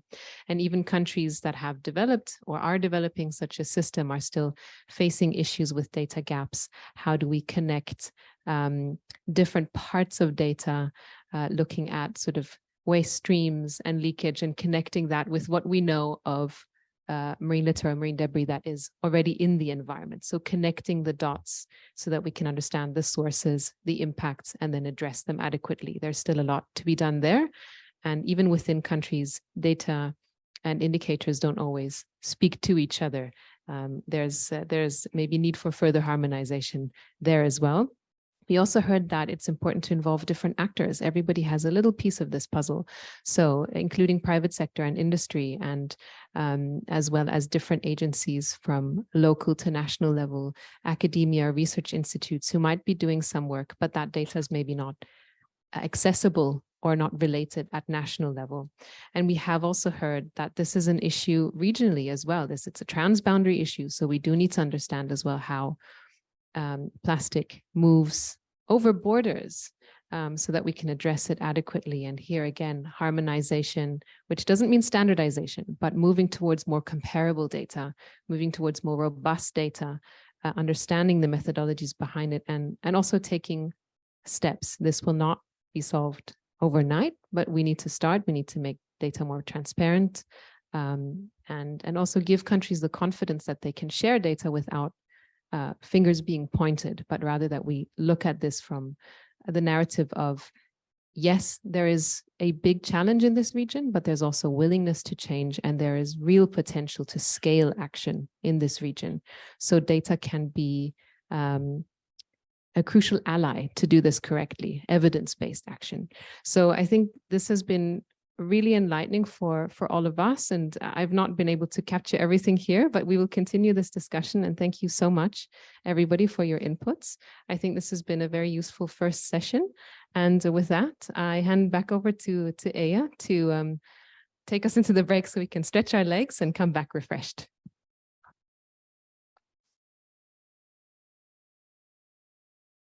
Okay, thank you very much, Natalie. We are ready to start this session 2, which focuses towards coherence, efforts to expand use of data and indicators towards a circular and sustainable ocean economy in Southeast Asia.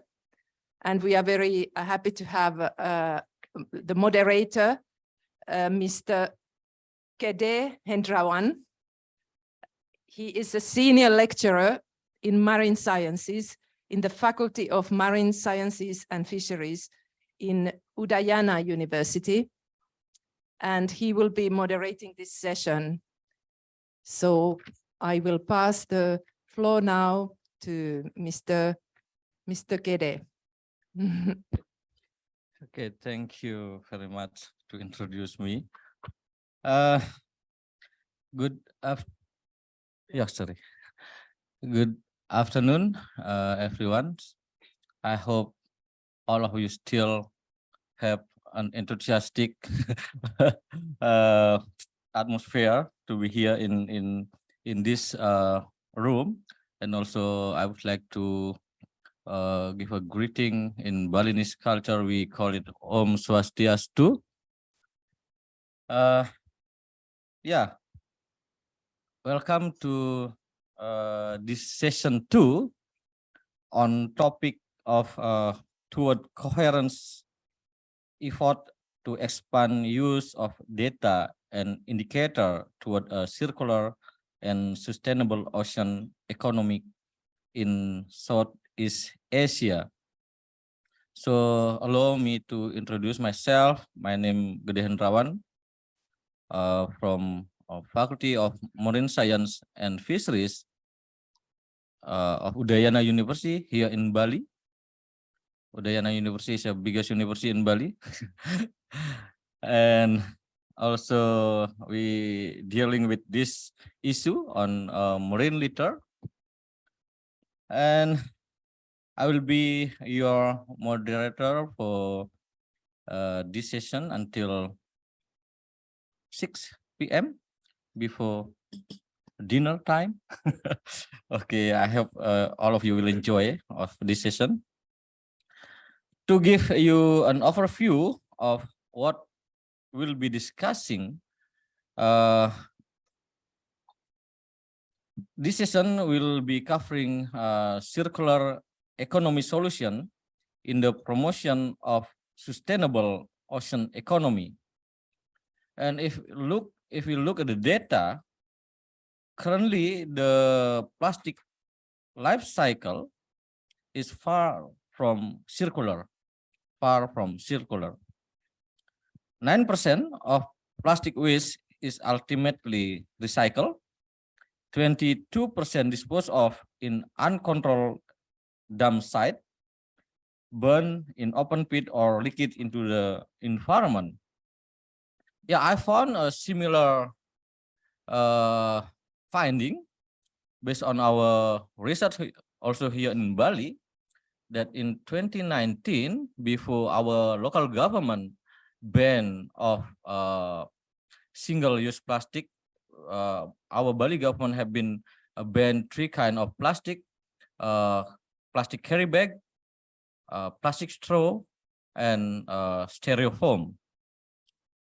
And at that time, we found that only 48 of waste have been responsibly managed and 52% not responsibly managed.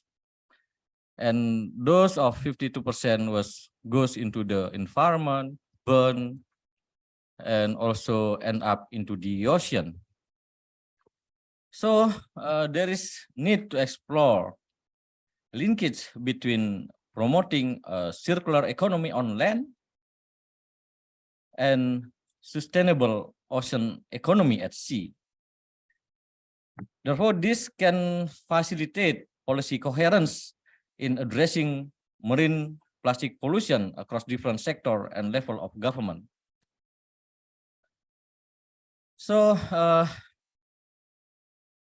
on this session, to all of the participants, we are encouraged to all of you to ask a question, share of your thought, and present relevant example. So don't hesitate to contribute with your insight on this session. Without further ado, then let's start to the session. We have a great agenda for this session with 3 special speakers. The first speaker is Miss Teresa L. Gemayel from the United Nations Environment Program, UNEP, to talk about UNEP work on circular economy and environment indicator. The second speaker is Ms. Nguyen T. Sorry, please correct me if I am wrong to spell your name. Nguyen T. Tui. How is this correct? The officer of Vietnam Ocean Data and Information Center, FODIC, will share to us with the Vietnam effort on environmental data integrating circular economy and sustainable ocean economy. And the last but not least, Mr. Florian Mante from Statistical Environmental Performance and Information Division, OECD Environment Directorate. So Ms. Teresa will be present online. Ms. Nguyen present here in person, and also Mr. Florian also will be present online. Throughout this session, we encourage you to take notes and hold on to any question you might have until the end of each of presentation. So after the presentation, so you can give your thoughts or your comments and etc. So let's now we inviting the first speaker, Miss Teresa L. Gemayel. Miss Teresa, are you there? Okay. Yes. Floor is yours. Can you hear me and see me? Yeah, clearly. Perfect. Thank you for inviting me today. I'm going to speak on behalf of UNEP and the work that we do in relation to circular economy and environment statistics. Next slide, please. I'm going to start from a bigger perspective, and then we'll go down to what are the activities that UNEP is currently undertaking. So to start, in relation to coordination, there's the UNECE, which is the Economic Commission for Europe, that was tasked by the Conference of European Statisticians to create a task force. The purpose of the task force was to develop a framework for measuring circular economy. This was established in 2021 and had a mandate for 2 years. And by the end of the 2 years, we were able to draft part 1 of the guidelines. And they included the key terms and definitions, especially that some key terms have multiple definitions available, and identified data sources and statistics that are needed to assess the shift towards circular economy at national level, but at the same time from a policy perspective. Very recently, in January 2023, Part A, the draft of Part A was submitted to the Conference of European Statisticians and was circulated at the beginning of April for electronic consultations. As for Part B, the task force has been extended for 2 years, where we will be working on the Part B of the guidelines. Next slide, please. The statistical framework that is proposed by the task force is divided into 4 main categories. One, material life cycle and value chain. The second one is interactions with the environment. Third one is related to responses and actions. And the fourth one is about the socioeconomic opportunities for a just transition. So under each category, there are subcategories or subsections, and ultimately under each of the subsection, there is a list of proposed indicator. So the framework itself is composed of core indicators and proposed a more detailed list of indicators. So what you see on the screen in front of you now is not the full statistical framework, as the ones that are presented here are only related to ocean or waste. So sustainable oceans can be reached through the sustainable management of waste, as we all know that significant quantities of waste end up in the ocean. So just as an example, understanding material consumption at the national or subnational level is of great importance, as focusing on the circularity of materials will divert them eventually from ending up as waste. As much as the geographical information of material consumption is important, having more disaggregated information is crucial as well. So what UNEP is currently doing is developing a global footprint tool that includes disaggregated information by material, carbon, water, and energy. Such a tool will be ready by the end of 2023, and countries will be trained on how to develop or generate their own data. Next slide, please. Diving more into what UNEP is currently doing and the upcoming work that is ahead of us. UNEP has submitted a proposal for a new project that is related to circular economy, with the purpose to strengthen the capacities of countries to measure progress towards a circular economy. So this project proposal was approved by the European Commission on 30 March 2023. And we are expecting the implementation to start the beginning of January 2024.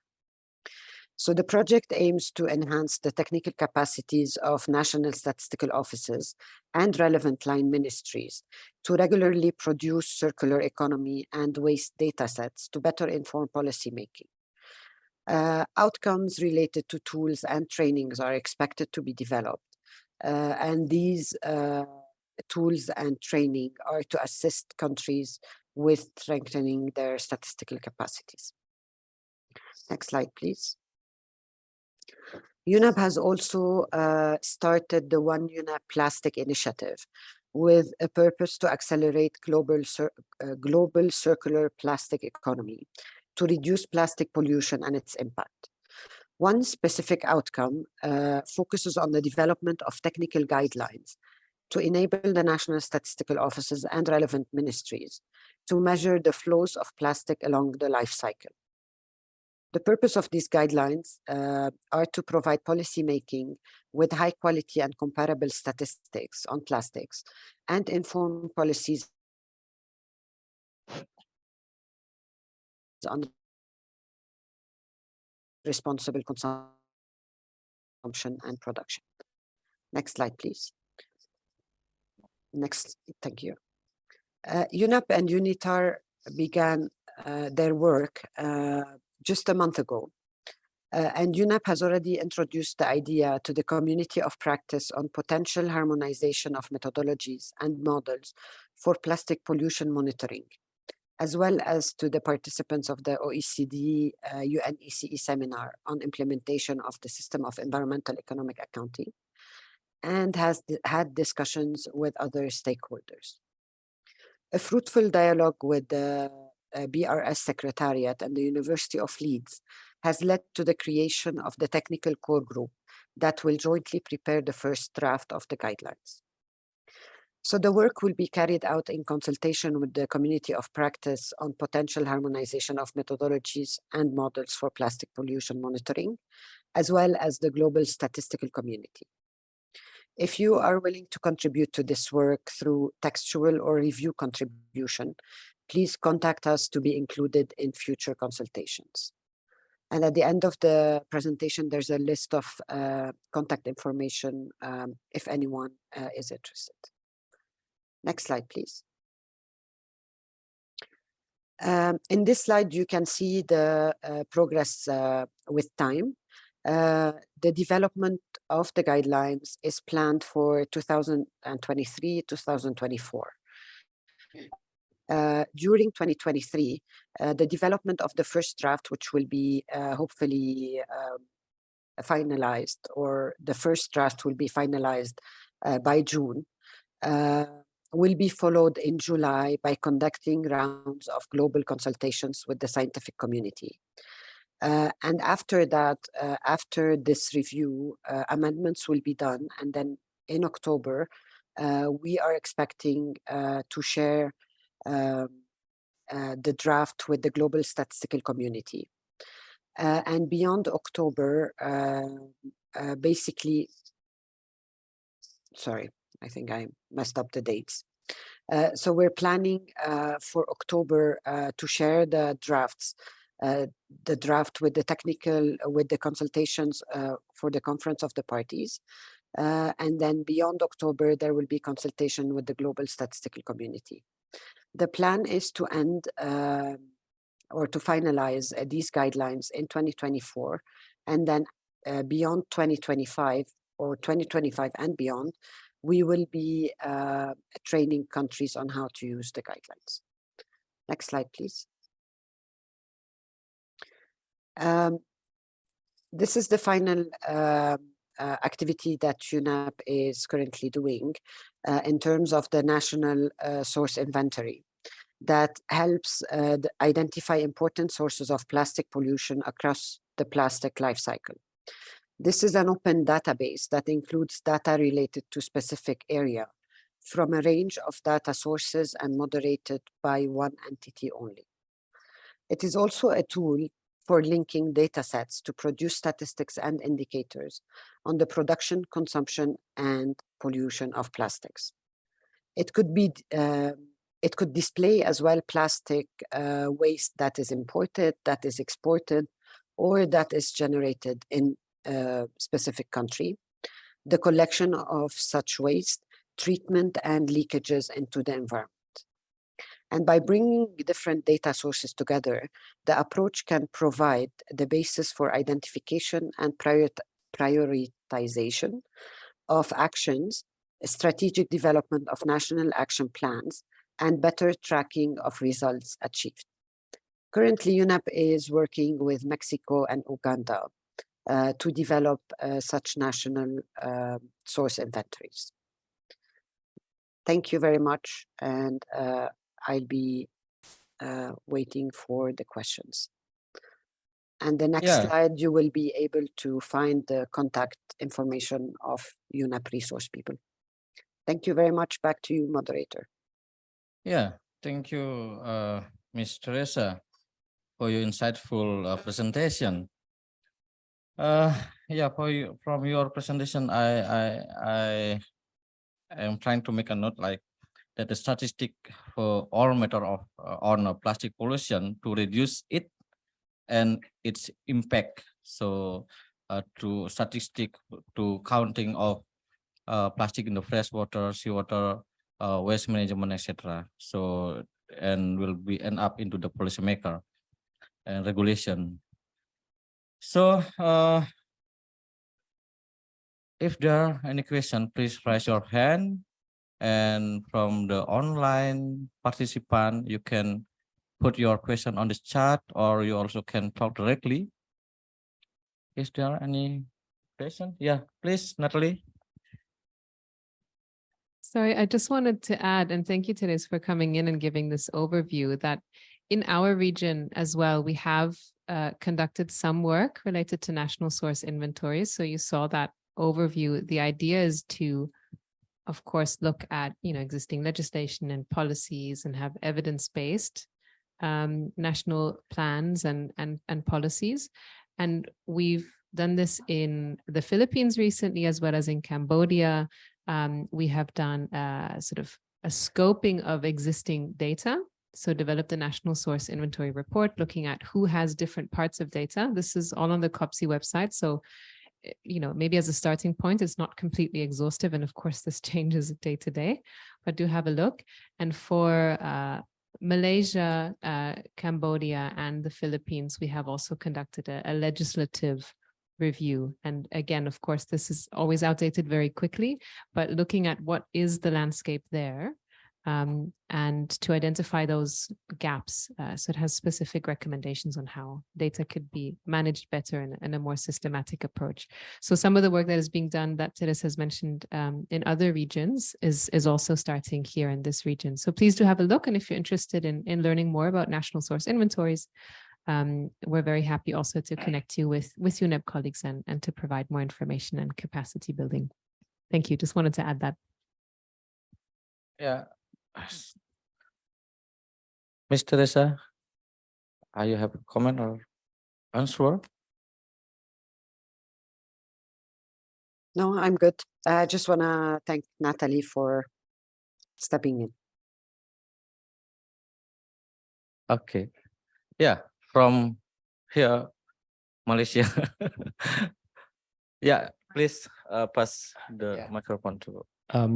Thank you. And I think this is also a very good progress, because earlier on we were talking about harmonizing things, and we see that UNEP is actually doing it.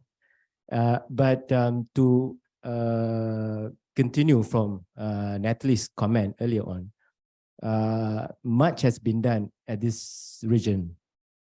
My question is, how does this guideline development process incorporate the region's perspective?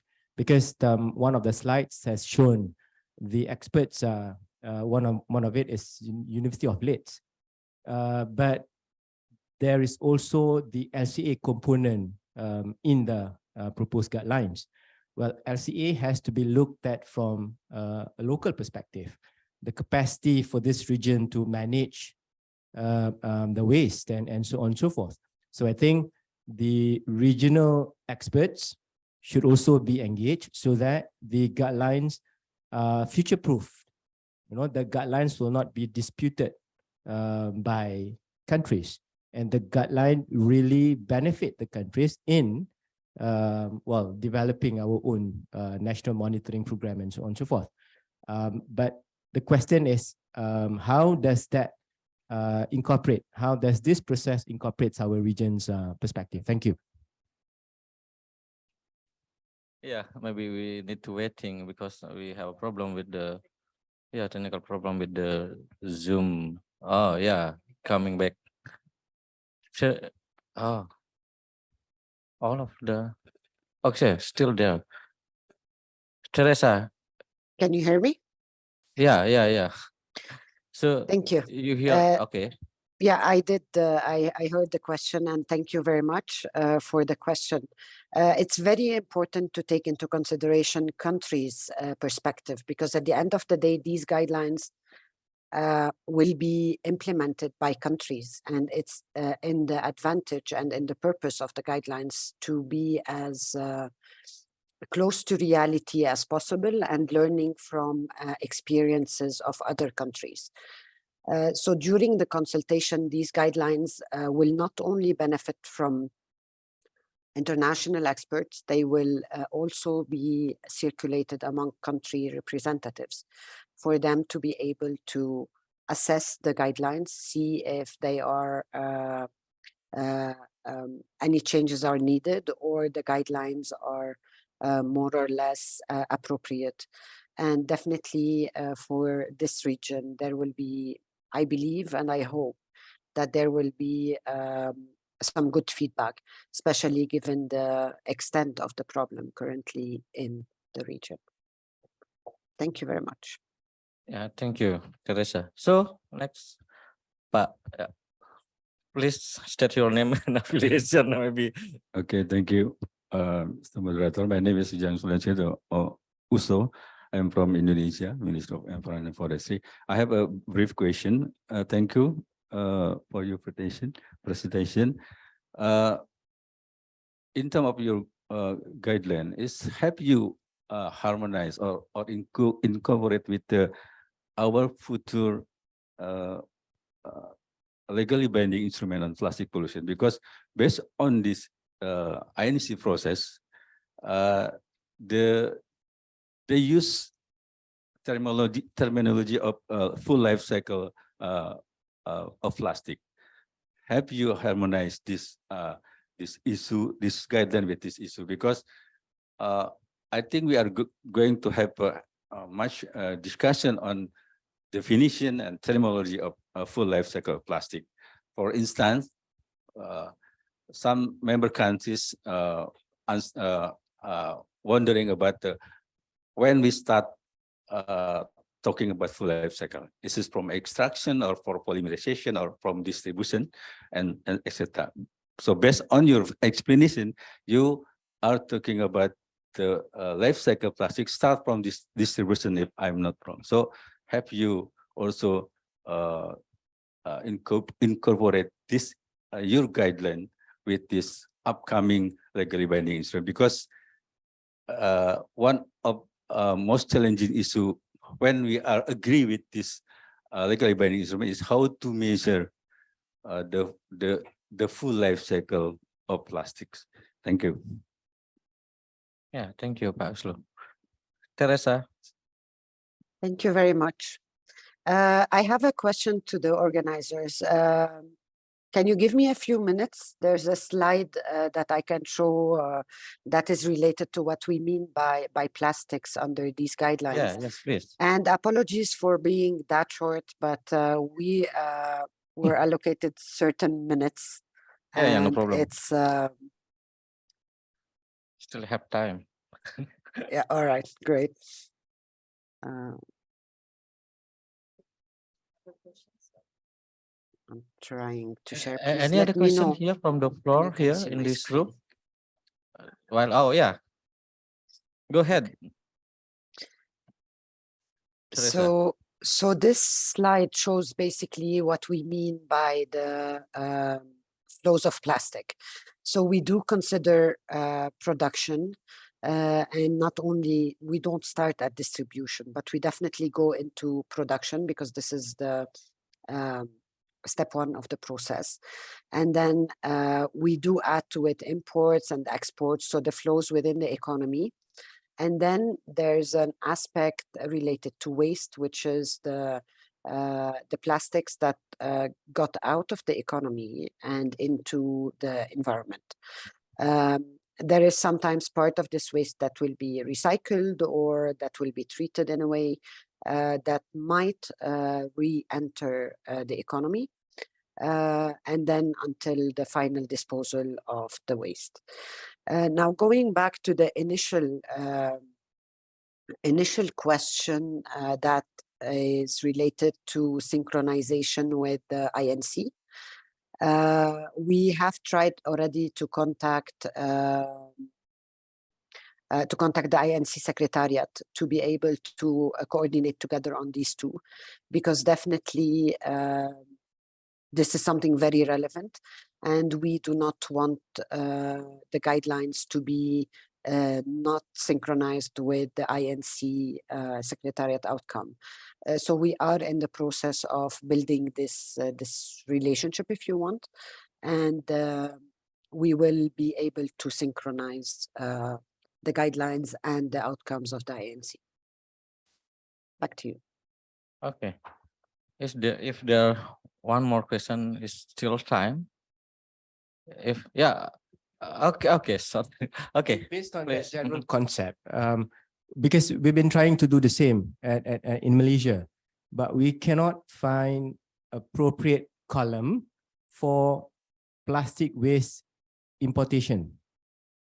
Does it falls under the production level, or does it falls under the waste level? If it falls under waste level, logically thinking, it will fall under waste level. But at waste level, we never talk about the importation part. So now, based on that general concept, again, based on these guidelines, how do we capture importation of plastic waste? Because that is one of the biggest issue that Southeast Asia is facing. So again, if these guidelines can address or can help us to understand in the theory of waste mass balance, that would be very beneficial and helpful to us. Thank you. Teresa, do you want to give a response? Teresa, do you want to give a response from the comments? Yes, thank you very much. Just a quick response. Of course, it has to be much more developed and discussed. But usually when we talk about the import of plastics, there are two purposes for such imports.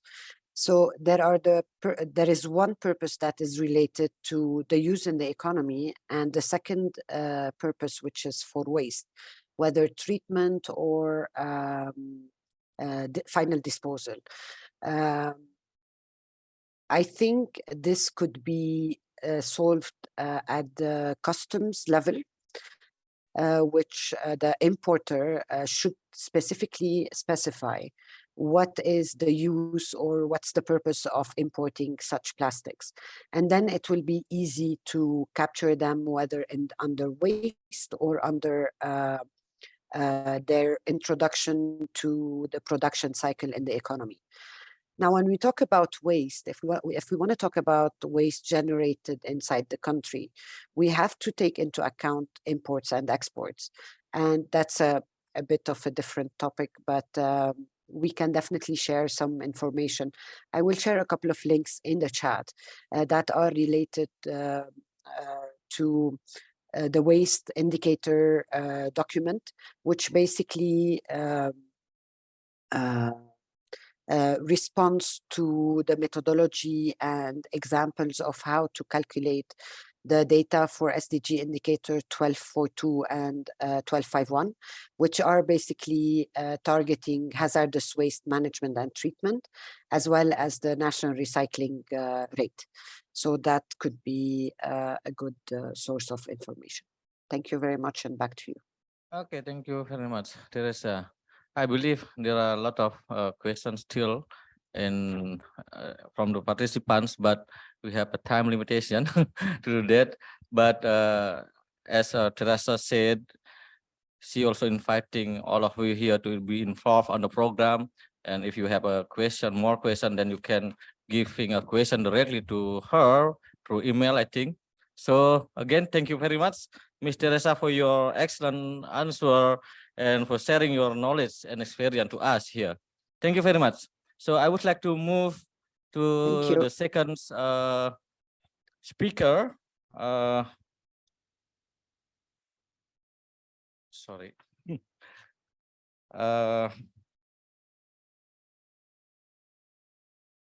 Ms. Nguyen Thi Tu Tui, floor is yours. Thank you very much. Good afternoon again. My name is Nguyen Thi Tu Tui.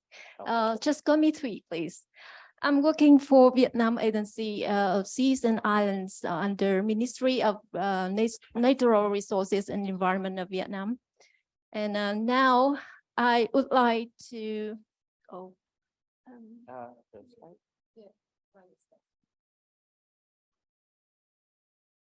now I would like to present to you just a 10-minute brief presentation on efforts of Vietnam on ocean data integrating towards the circular economy or sustainable blue economy.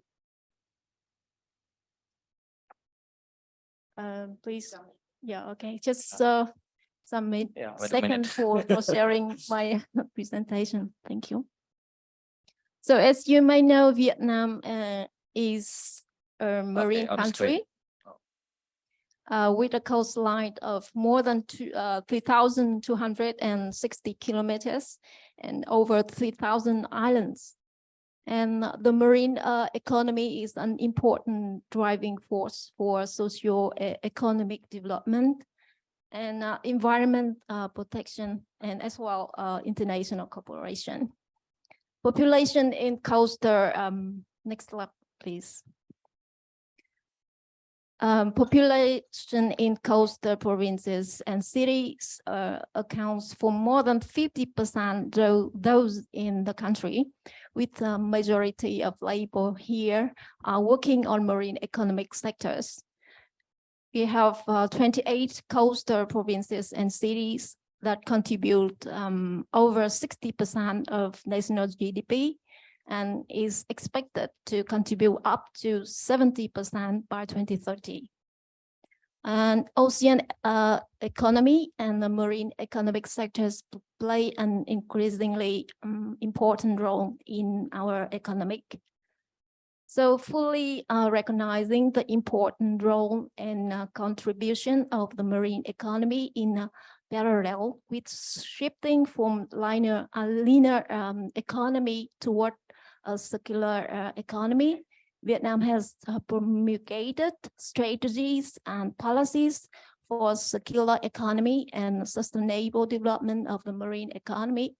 I start with the resolution 36 of the Party of Vietnam on the strategy for sustainable development of Vietnam's marine economy to 2030 with a vision toward 2045. The strategy states that by 2030, the marine economic sectors will be developed in the following priority order, includes 6 key marine economic sectors of first, sea tourism and services, marine economy, exploitation of petroleum as well as other marine resources and minerals, marine resources farming and exploitation, coastal industries, renewable energy, and new marine economic sectors. The 2012 Law of Seas of Vietnam and the 2015 Law of Marine and Island Resources and Environment with the guiding decree number 40 and of the government, and especially the newly revised Law on Environmental Protection 2020 with the guiding decree number 8 of the government, provides an adequate legal framework for sustainable development of the marine economy.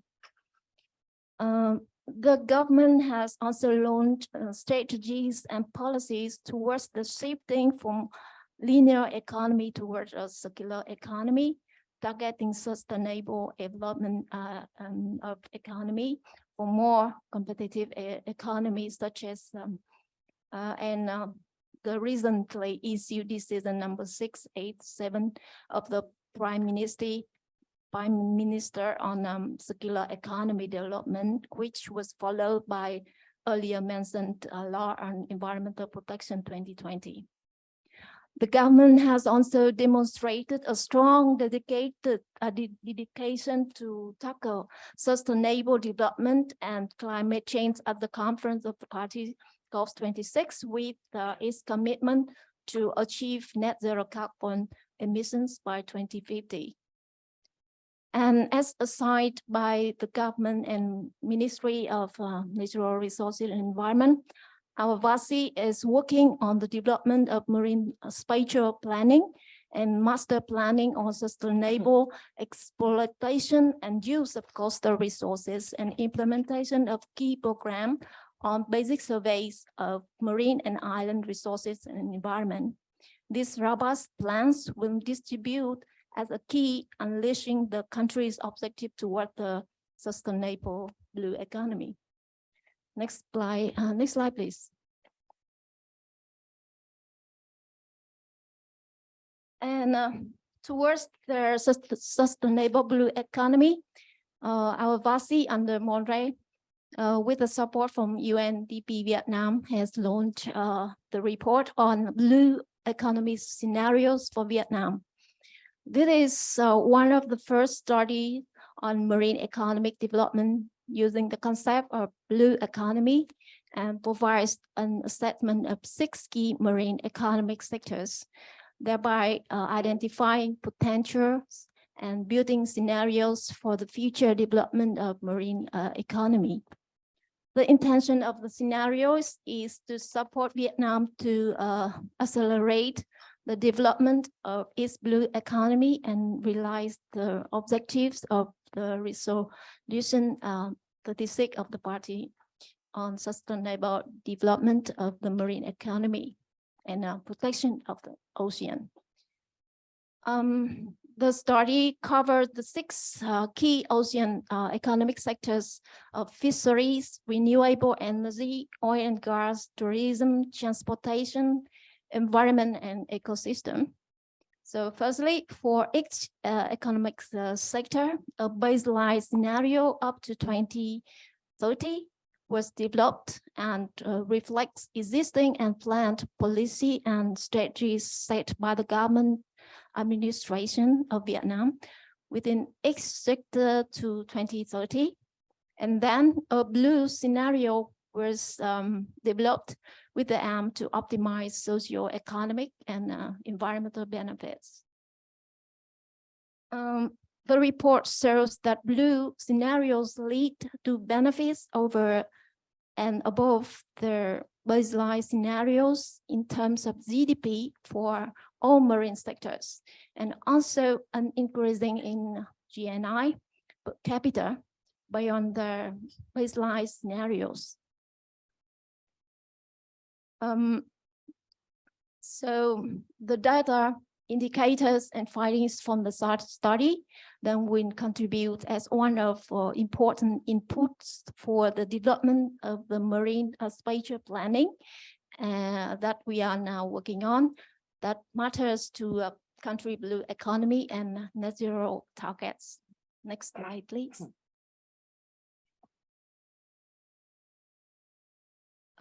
And marine plastic pollution creates the problems and is one of significant concern of all life forms, as well as prevents sustainable development of the marine economy. That's why Vietnam has taken action against marine plastic pollution with more relevant regulations in the newly revised law on environment protection 2020 that enforced in January 2022 that I mentioned before, and more specific activities led by the National Action Plan for Management of Marine Litters by 2030. The National Action Plan aiming to reduce ocean plastic waste by 50% by 2025 and up to 70% by 2030, and collects 50% and up to 100% by 2030 of abandoned, lost, or discarded fishing gear.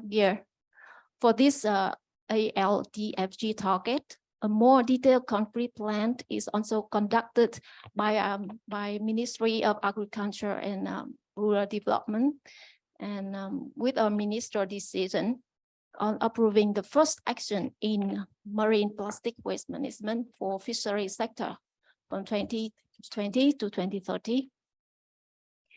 Additionally, the country also targets to prevent the use of single-use plastic and non-biodegradable plastic bags in 30% and up to 100% by 2030 of coastal tourism areas, tourist attraction and accommodations, and other coastal tourism service areas. It also aims to conduct beach cleanup campaigns at least twice per year and make 80% up to 100% by 2030 of protected marine areas free of plastic waste.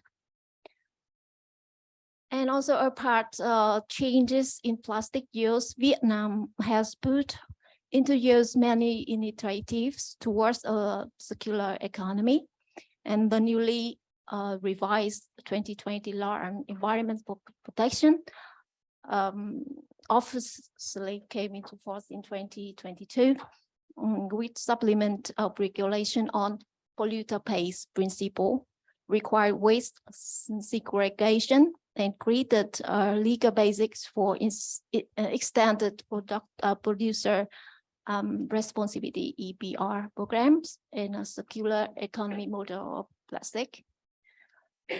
And more recently, Vietnam Deputy Prime Minister has signed a decision number 687 approving the National Development Plan for Circular Economy.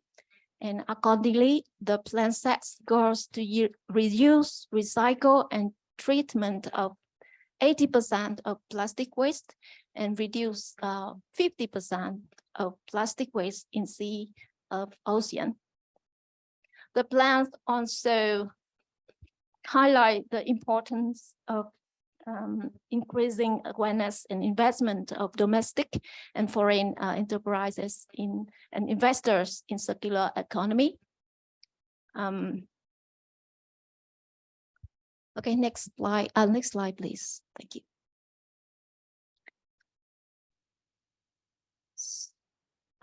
So Vietnam has already engaged in numerous of international activities and collaboration to address marine plastic pollution, especially the approach proactively preparing and participating in the development of negotiation process for the internationally binding instruments to end plastic pollution, including in the marine environment. And to prepare for the INC process, one of among important tasks need to be focused on is information collection and database establishment of marine waste with digital platform. Again, we call it a data lake to share information and data on marine plastic pollution. And this is under development by VASI. We also focus on, working on the circular on technical guidance for investigation of marine plastic waste. And Monterey is also working on a report on status of plastic waste to study on status of plastic quantity, collection, recycle, a whole life cycle of waste with a evaluation and implementation that and propose also solution and recommendation for next action. Another study is also be carried out to evaluate the potential impacts of the new global instruments on Vietnam plastic industry. So many activity is working on to prepare for the INC process. So at the end of my presentation, I would like to spend just a little time to give a brief introduction about the Vietnam National Database of Marine and Island Resources and Environment, which is managed and operated and exploited by our BASI under Monterey. The national database has been developed since 2008 and is an integrated database on marine and island resources and environment across the country, and being standardized in accordance with national standards and digitalized for updating, management, and exploitation via information technology system. And according to our law of environment protection, the MONRE, our Ministry of Natural Resources and Environment, shall take the lead, coordinate with ministries, ministerial level agencies, and the local government of coastal province and cities in establish the environmental database. Of course, it includes the marine waste, plastic waste database. According to our law of environmental protection, next slide, please. The National Database of Marine and Island Resources and Environment includes 30 group of database. Unfortunately, currently the database of marine plastic waste has not yet integrated in this national database system. And last slide, please. So update data source for the our national database mostly come from mainly from baseline investigation programs of the government, programs and projects implemented by Vietnam agencies and ministries from state budget, national and international scientific carried out in the seas of Vietnam, monitoring systems of relative agencies and ministries. So many our existing database, of course, needs to be updated and upgraded and maintained and used more efficiently, which require huge resources, including technical capacity, time consumed, and financial resources. And establishment of database framework for marine plastic waste is integrating a variable data source from this digital platform into our national database and combined with investigation and monitoring system is our target, but now it's still an open question. And therefore, we have demand for experience sharing, networking, and support regionally and globally. It's very important for Vietnam to improve our database system as well as strengthening its capacity in data analysis, exploitation, and effective use of database for decision making on ocean government that contributing to realizing a force of Vietnam towards sustainable blue economy. Thank you very much. Yeah, thank you, Ms. Nguyen, for your excellent presentation and data that we have been shared with us here. So I got several points from your presentation, such as you in Vietnam, you have a several strategy, policy, and regulation has been done by the government for the circular economy and sustainable blue economy.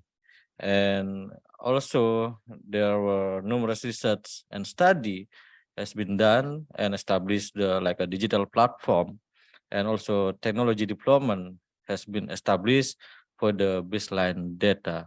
So I think you have been show us a lot of effort and strategy and policy to handling of and also reduce of marine plastic pollution in Vietnam.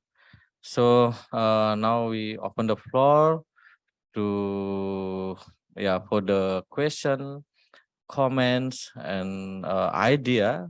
And if you want to compare what you have been done in your own country, please also you can explain here.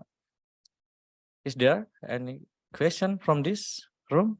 Okay, please, Denmark. Please state your name, so I need to know all of audience here. Okay. Sure. Hello, everybody. My name is Julie Appelquist. I'm the head of the Environment Corporation at the Danish Embassy in Jakarta. Thank you very much for your presentation. I think it's very good that you have all these ambitious plans, and I was very pleased to see that.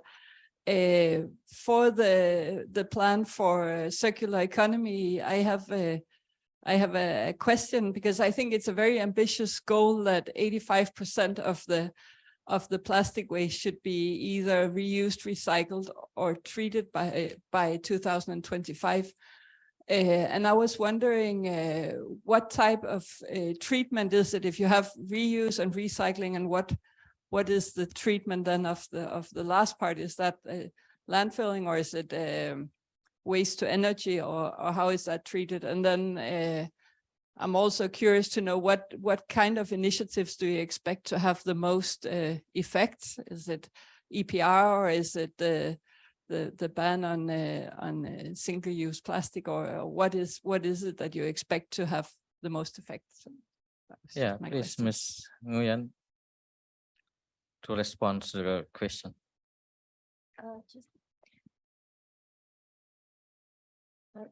Just a moment, please. Yeah, I know our plan, national plan, or the strategies are always ambitious to have it. And as I mentioned about the other, now our newly law on environmental protection law, that new going to force since beginning of 2022, we also said we also forward to the we will shifting from linear economy to circular economy, and then okay. So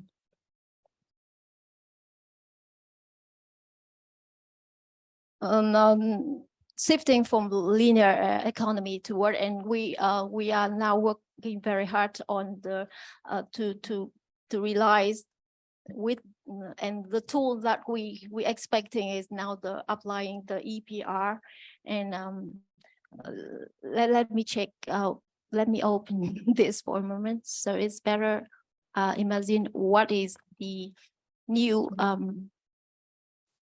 just a moment, please.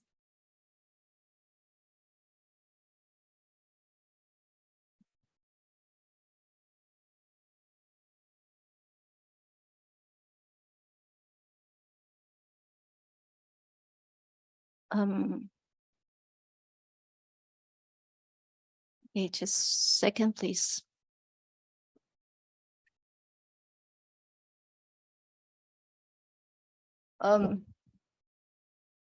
We applied a circular economy and EPR, and according to our new law, environmental protection. Can you please? Yeah, okay. Sorry. And according and in that our law environment, we all have regulate very clearly about how to recycling, how to treatment. Of course, not detail. We need a lot of studies and tool to apply that. But our laws and strategy set a very ambitious mandatory, and that mandatory adoption of recycle rates and specification will support that strategy. So my idea is answer your. Okay. Thank you. Is that right? Okay. Yeah. Indonesia, we have 70% by 2025, Pak Rofi, yeah. So I think every country have an ambitious target to reduce of plastic waste, of plastic marine plastic pollution by 2025, 2030 from Vietnam and also other country. If you have any thought. May I add a very detailed regulation on that our new law on environmental protection for recycling? It states here that producer and importers of recycled products and packages must recycle them according to the mandatory recycling rate and specifications, and adopt one of two following methods. First is organize recycling of products and packages. Second thing is make the financial contribute to Vietnam Environment Protection Fund to support recycling products and packages. And also the other regulation of treatment. The producers and importers of products and packages which contain toxic substance and difficult to recycle or cause of difficulty in collection and treatment must make a financial contribution, and this financial contribution to also have to aid to the Vietnam Environmental Protection Fund. That's how to apply the EPR tool here. Thank you. Okay, thank you. I believe there are a lot of questions, but we can come back after the last presentation, so we can come back to the first or second speaker to giving a question. So I would like to move to the last speaker, Mr. Florian Mante. Mr. Florian, are you ready? Okay. So floor is yours. We have maybe 10-minute presentation from you, then we will move to the Q&A. Hello, good afternoon, everyone. I hope you can hear me correctly and also probably now see the screen in full screen mode. Is it fine? Yes. Okay. Yeah. So good afternoon. My name is Florian Mont. I work in the Environment Directorate of the OECD, where I am in charge with several environmental performance indicators. In the following slides, I will give more insights and examples related to the frameworks on sustainable ocean economy on one side, and then on the circular economy indicators on the other side. And we will see how they can relate. I believe that this presentation comes at a very rightful time after the presentation from Vietnam. You will see many links between what Vietnam just showed and what the OECD is doing. And also it comes at a rightful time after the presentation from UNEP on the circular economy framework. Be aware that the two frameworks that I will present now are wider and cover more than the sole question of plastics. So let's dive in the sustainable ocean economy datasets. So as you know, the ocean is a rich and complex resource. It absorbs 1/3 of human-based CO2 emissions, but it is also the final destination of too many plastics, 2 million tons in the ocean, according to the OECD Global Plastic Outlook. The ocean maintains coral reefs, but can also lead to its destruction when acidity levels, pH levels, are too low and water temperature warmer. It provides food and income through fisheries. It has been mentioned in the case of Vietnam, but it is the case for many other ASEAN countries. But at the same time, for example, rice yields are at risk because of acidification and sea level rise. So for all of these concerns, the OECD has built the Sustainable Ocean Economy Dataset, and it aims to encompass the richness of this information in a one-stop shop. This is a unique initiative in that it seeks to map out many dimensions of the ocean: environmental, economic, and social. The dataset is a live resource, and we are continuously increasing its coverage. Mr. Florian, yes. Do you have content on this slide? Because I only see the title. Yes, it will come right away. Okay, sorry. The dataset is an integrated, albeit modular approach, and I will come now to the different pillar. So integrated, because so there are 6 pillars to the dataset. The first pillar is natural capital. This is the basis upon which our economies are built, and it describes the state of nature. The second pillar is well-being and resilience, measuring the natural risks faced by people and assets. The third pillar is on environmental and resource productivity. Here we measure how resources are used efficiently to produce outputs for the economy.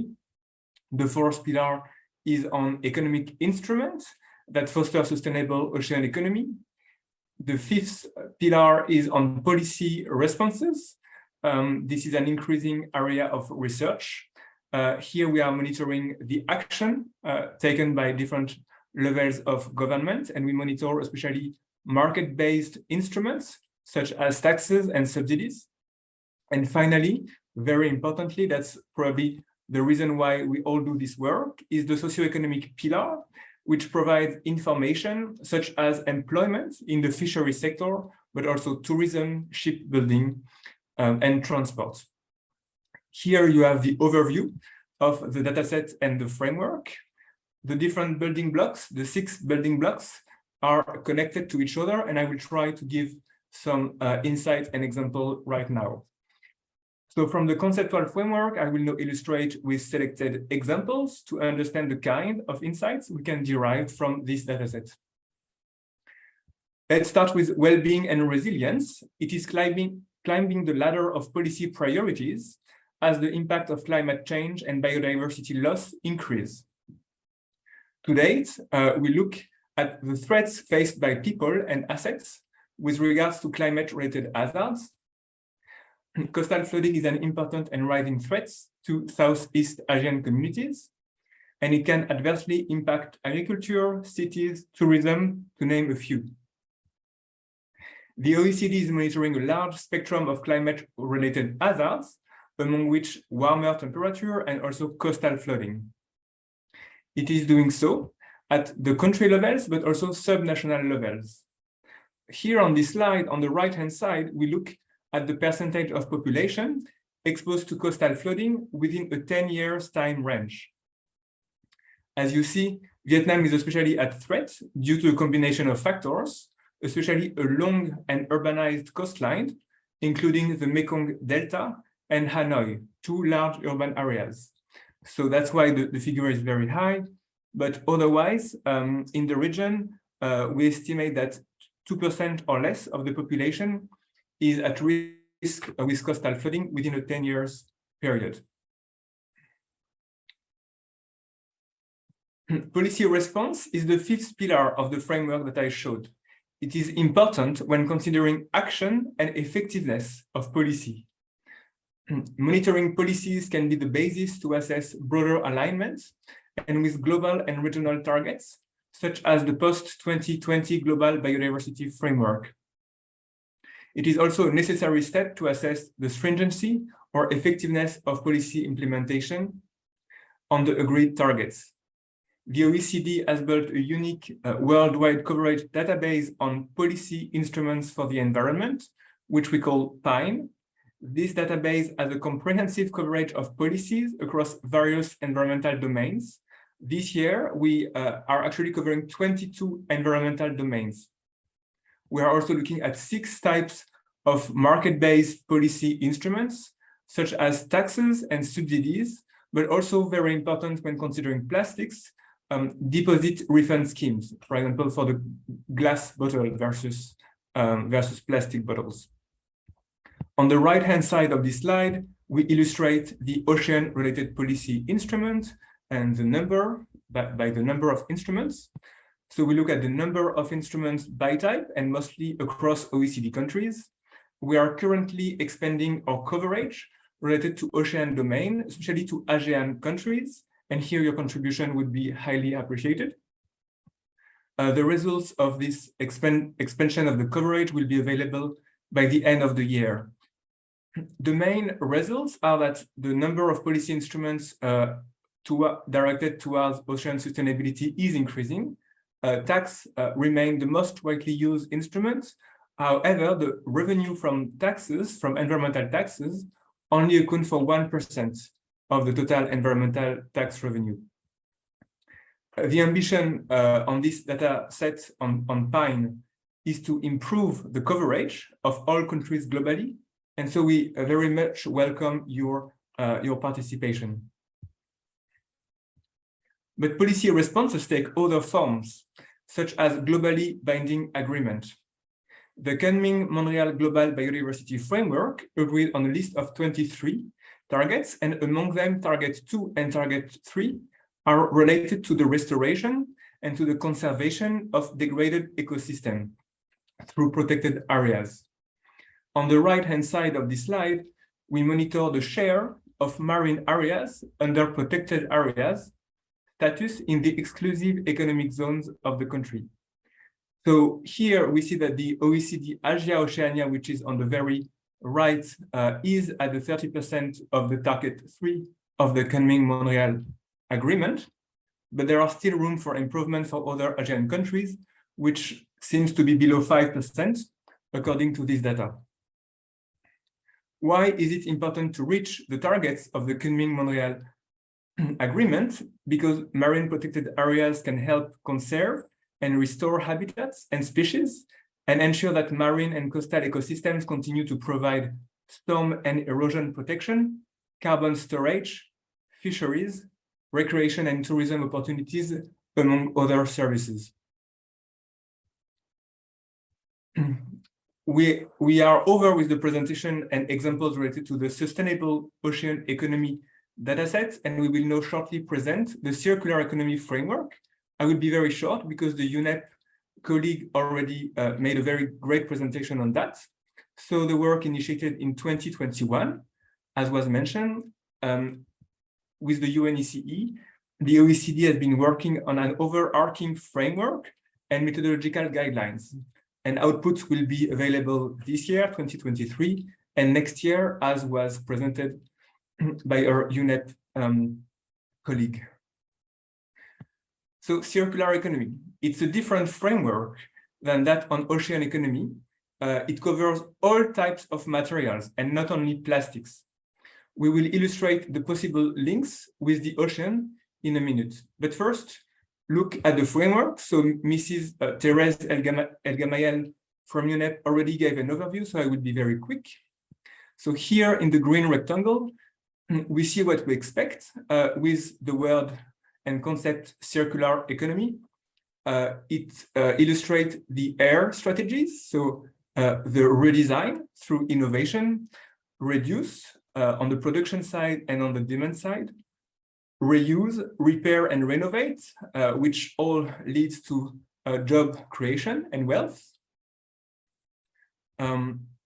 Recycle, which is where the waste recovery policy enters into play, and recover. But there are interactions with the environment, and especially with the ocean, which is the topic of today. So the ocean is one large class of environmental assets. It's not the only one. So let's exemplify what kind of links there are between circular economy and ocean. For example, if we consider plastic leakage into the ocean, this is a pollution and it threatens biodiversity. So in the previous framework on ocean, it will be natural capital, the pillar number 1, that will be impacted by plastics leakage into the ocean. But plastics also contribute to climate change, for example, by the incineration of plastics. And thus it reduces the well-being and resilience, which is the pillar number 2 of the ocean framework. Plastics also diminishes the size and the quality of the catches, of the fish catches. So it will adversely impact fisheries community, which is the last and 6th pillar of the ocean framework. So this is just an example of the link between the two frameworks. But we see that more generally, circular economy will create socio-economic benefits. We mentioned the reuse, repair, renovate. And we also mentioned fisheries, tourism, shipping industry. So all of these sectors will benefit from a circular economy. However, we know that the effectiveness of implementation will most likely depend on policy responses and actions, and this is why it is important to monitor them. So I'm happy to hear that there are already a few database and initiatives doing so. At the OECD, we are also doing it through the TIME database, especially. So just here is the overall framework, and we just wanted to give you a glimpse of it, but more work on this front is to come. Very quickly, the dissemination channels. So you can access the data on the OECD.stat portal and also on OECD Data Explorer website. So that's for the data. The policy messages are summarized in the webpage Environment at a Glance. And finally, the Ocean page is a one-shop portal dedicated to all OECD work on ocean. So the area of work and cooperation, just to name a few, as you see, they are very broad, maybe 2 areas especially. So as you saw, we have very rich and granular data coming from geospatial analysis, and it was mentioned during different presentations. The advantage of the geospatial analysis is that it gives a comprehensive view of the data. It is cost efficient, and it also provides harmonized methodology, which is what is looked after in this regional dialogue. But we are also continuously strengthening our data coverage on policy, and actually policy are echoing the need of countries for positive storylines. This is with the policy data, we can show what are the progresses that have been made by countries. So we welcome your collaboration and cooperation on the policy data front. Thank you very much for your attention. I will be happy to answer any question you may have, and you can reach out to me with this email address. The presentation will be shared with you after the conference. Thank you. Thank you, Mr. Florian's excellent presentation. So now we open the floor for the question and comment. Is there any comment or question from this room or from the online participants? Yeah, from Philippines. Yeah.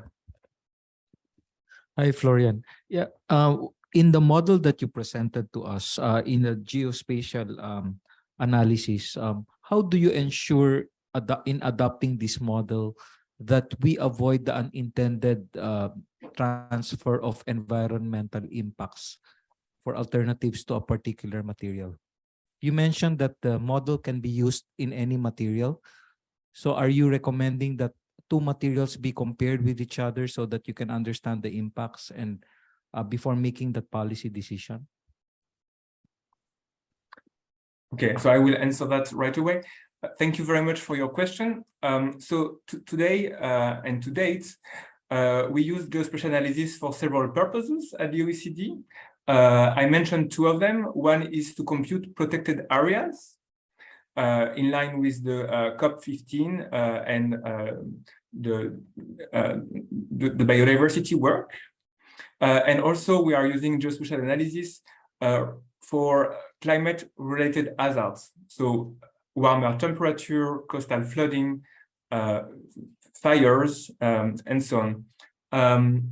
We have not yet used it to look at materials. So it will depend on the availability of underlying data sources for that. But to ensure comparability, we use a data source that has been approved and validated by the international community, for example, coming from the World Bank, or coming from sometimes the European Commission for population. So it depends on which topic. So we use different kinds of data source, but they are used by the scientific community and they are validated by different countries. Okay, thank you, Florian. Are there any questions? Any more questions from here, from this room, or from the online participants? We still have time for the Q&A session now, or you want to come back to the first or second speaker? Because I believe, yeah, from Malaysia, you want to give a question for the second speaker? Yeah, please. Yeah, thank you very much for the moderators. I'm Josephine from Penang Green Council under Malaysia, one of the state under Malaysia. So back to the speaker number two, Mr. Tui, thank you very much for your presentation just now. And I'm impressed by all the policies and recommendations that done by the Vietnam government. Just on that, correct me if I'm wrong, because if for Vietnam, you have 58 provinces, right? 58, 28, and then you have 5 centrally controlled municipalities. Is that the truth? The municipalities on local level, yeah. I see. Okay, because for my questions will be for all the more microphone for all the I would say that all the great policies and recommendations that the government, the national levels government that implemented or imposed on that, how do we really implement or communicate or coordinating together with the local levels government? Because local governments, we will need to do a lot of actions, activities and strategies by local levels in order to complement back to the national targets. So could you please, maybe you can share a little bit for us to learn on that. Thank you. Okay, of course, at the national level, for example, for action plan, for example, we have issued a national plan, and based on that, the provinces or local, they also have study, and also based on their real condition, they also prepare their own action plan. And then, of course, they have to follow the strategies, national strategies and policies that apply, for example, by Monday and also other ministers. Okay, thank you, Ms. Nguyen, to respond of the question. Are there any question for Mr. Florian? He talked about very interesting thoughts and idea to incorporating as many as parameter to develop a model for the ocean sustainability, and marine protected area is one of a way how then we can recover of our marine ecosystem in the ocean. But yeah, are there any in Indonesia? Oh yeah. Thank you, Pak. Please allow me to introduce myself. I'm Rendra, Coordinating Ministry of Maritime and Investment. My question, I have two questions actually, if I may, and these two questions go to Pak Florian. The first question is that on your slide presentation, you say that taxes remain the most widely used. So I would like to have better understanding based on your professions. Okay, based on your professional experience, Pak Florence, how do you see these tax policies can meet its goals, which is, let's say, to mitigate the potential plastic waste generated by the day? Because at the moment in Indonesia, actually, we also discuss about this situation where we have a set of regulation already in a place, and at the moment we try to accelerate the implementation of producer responsibilities, and at the same time we also discuss about the plastic excise that needs to be governed under certain regulations. Based on our discussion, well, actually, this is my personal point of views. We can, for Indonesia context, we need to choose one policy at a time. Once we choose to implement these producer responsibilities, then we have to, let's say, do not need to implement these plastic excise. Because what I understood is that once we implement this tax for plastics, means that their producers will deliver their responsibilities to the government. Well, to my understanding, that's not the point of having the circular economy principles. So in that sense, I hope you can share some professional experience on that issues. Well, actually, that's one question, not two. Thank you. Okay, thank you. It's a very good question. So, so when I say taxes are the most widely used, it is in terms of revenue they generate, and only in this term. So that's what I mean. Taxes are a market-based instrument, so it is easy, let's say, to look at their revenue, but it is in terms of revenue. But more generally, your question is more general than that. So indeed, for the management of plastics, for example, we also look at deposit refund scheme, right? And in the case of plastics, deposit refund schemes, especially if they are taken in charge partially by producer responsibilities, may be a better answer, may be more efficient to tackle the problem of waste, plastics, and leakage to the environment, especially. So in the case of plastics, maybe other instruments can be more appropriate to already tackle it. So it will be based on that. However, the OECD, when the OECD is looking at environmental taxes, it's always looking at the pressure on the environmental system. So if plastics is a pressure on fisheries, for example, or also on creating acidification of the ocean, that kind of things, then there is the potential to put a tax because it is creating an externality to the environment.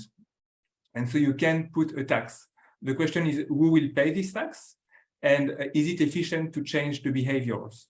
So for sure, EPR is probably a very good avenue when tackling the question of plastics. I hope that this answers at least partially your question. Okay, Mr. Florian. Are there any more questions? We still not have time? Still have time? 5 minutes? No, not okay. Finish. Okay. We already remind me. So yeah.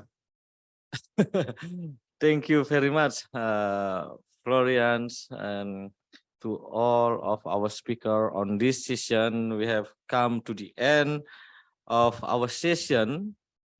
I hope you have enjoyed this session and gained some valuable insights and knowledge from our three speakers here. We have knowledge from Vietnam strategy there. We have also gained knowledge from statistical point of view, and I believe all of you here already make a note and make a concluding from your point of view. So I wouldn't make a conclusion on this session. So again, finally, I would like to thank to all of you for joining us here in this session, and thank you very much for